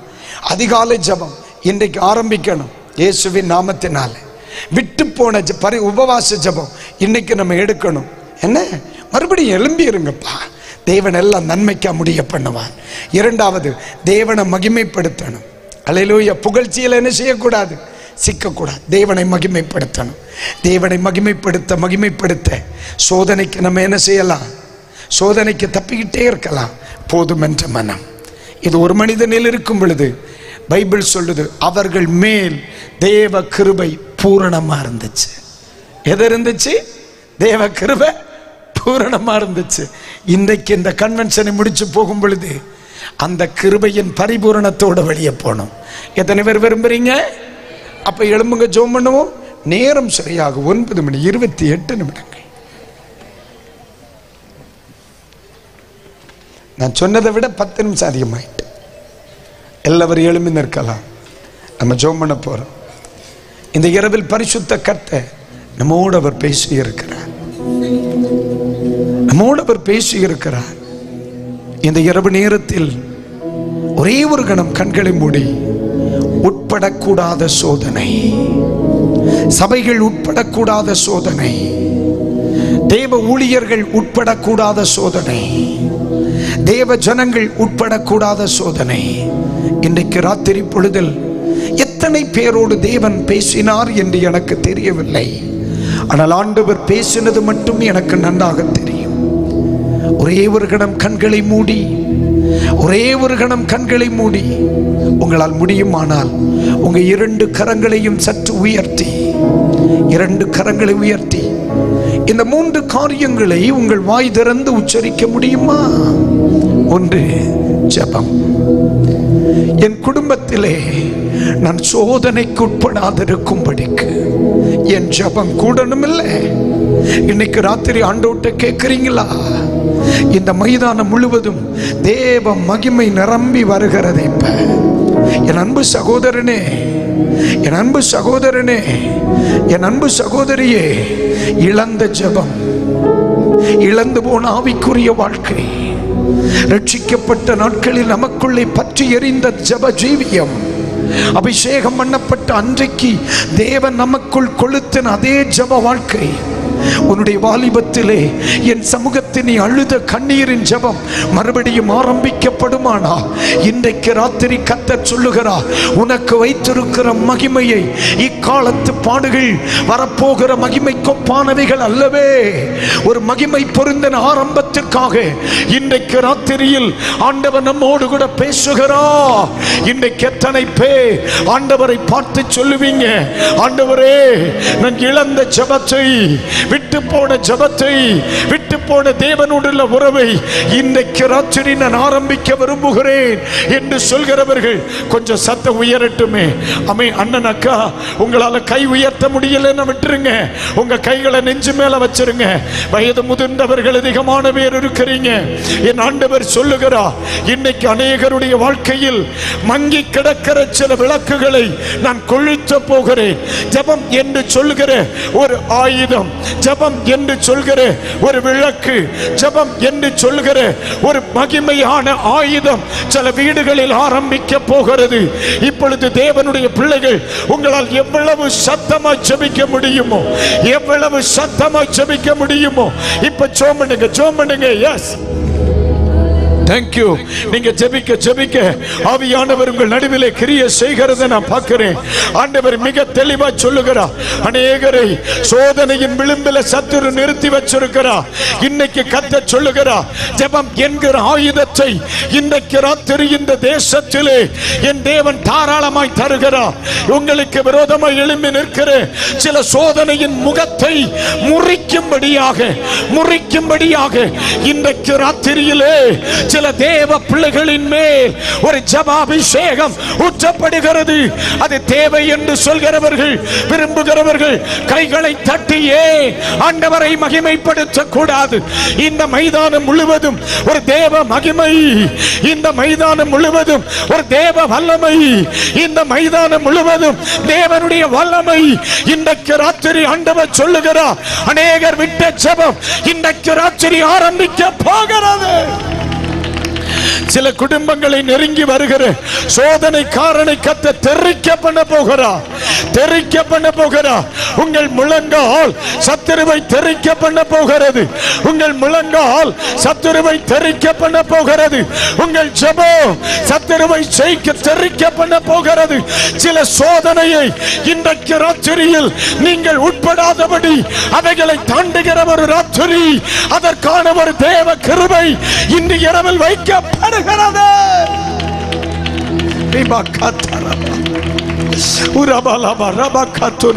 துதிக்கிற தேவ பிள்ளைகளுக்கா என் ஆண்டவருக்கு மகிமை செலுத்துகிறேன். வேதம் சொல்லுகிறது, ஆமென், மகிமைப்படுத்த தவறினவனை தேவன் ஆமென் தோத்திரம் அடித்தார். ஆனால் எவன் ஒருவன் மகிமைப்படுத்துகிறானோ அவன் குடும்பத்திலே சோதனை காண நெருங்குவது இல்லை, சோதனை நெருங்குவது இல்லை. இன்னைக்கு ராத்திரி ஆண்டவர் சொல்லுகிறார், என்னை ஆராதிக்கிற, என்னை சேவிக்கிற, என்னை மகிமைப்படுத்துகிற, என்னை மகிமைப்படுத்துகிற, என்னை உயர்த்துகிற என் அன்பு பிள்ளைகளை நான் வேலை அடைப்பேன். இன்றைக்கு ராத்திரி பரிசுத்த ஆவியானவருடைய கரம் சில பிள்ளைகளை சுற்றிலும் வேலை அடைக்கிறது. உன்னுடைய ஆராதனை, உன்னுடைய துதி, உன்னுடைய ஸ்தோத்திரங்கள், உன்னுடைய ஜெபம் இன்றைக்கு ராத்திரி ஆண்டவர் சொல்லுகிறார், அது உன்னுடைய வேலை.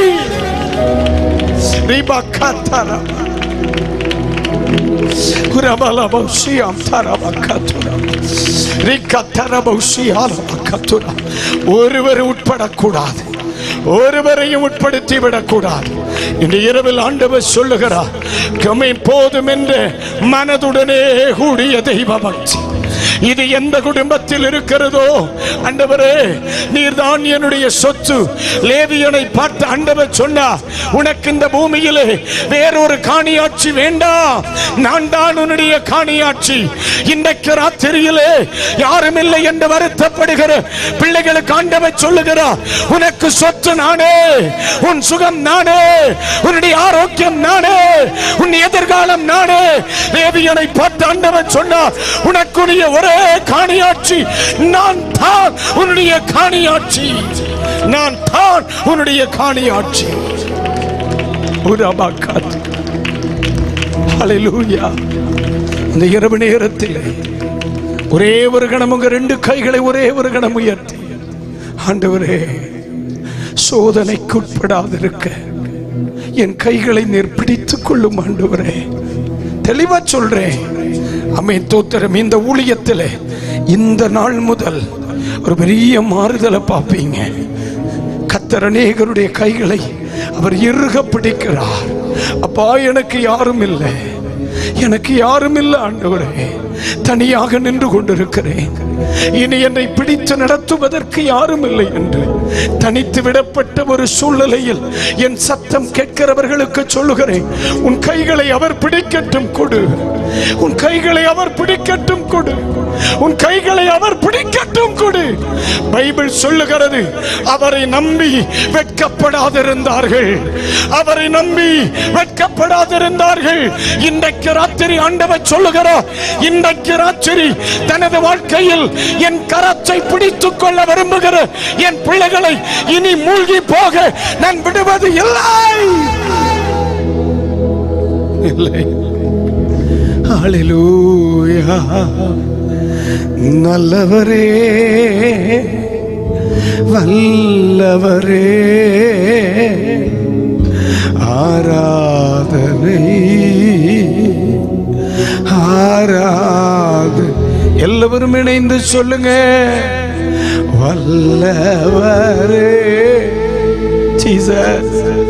வல்ல ஐஸ்வர்யவானாக வேண்டும் என்று சொல்லி அநியாயத்திற்கு கரம் நீட்டுகிறவர்கள்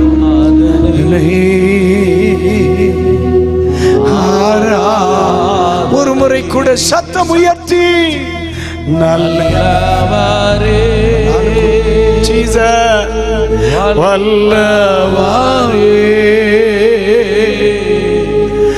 ஆராதனை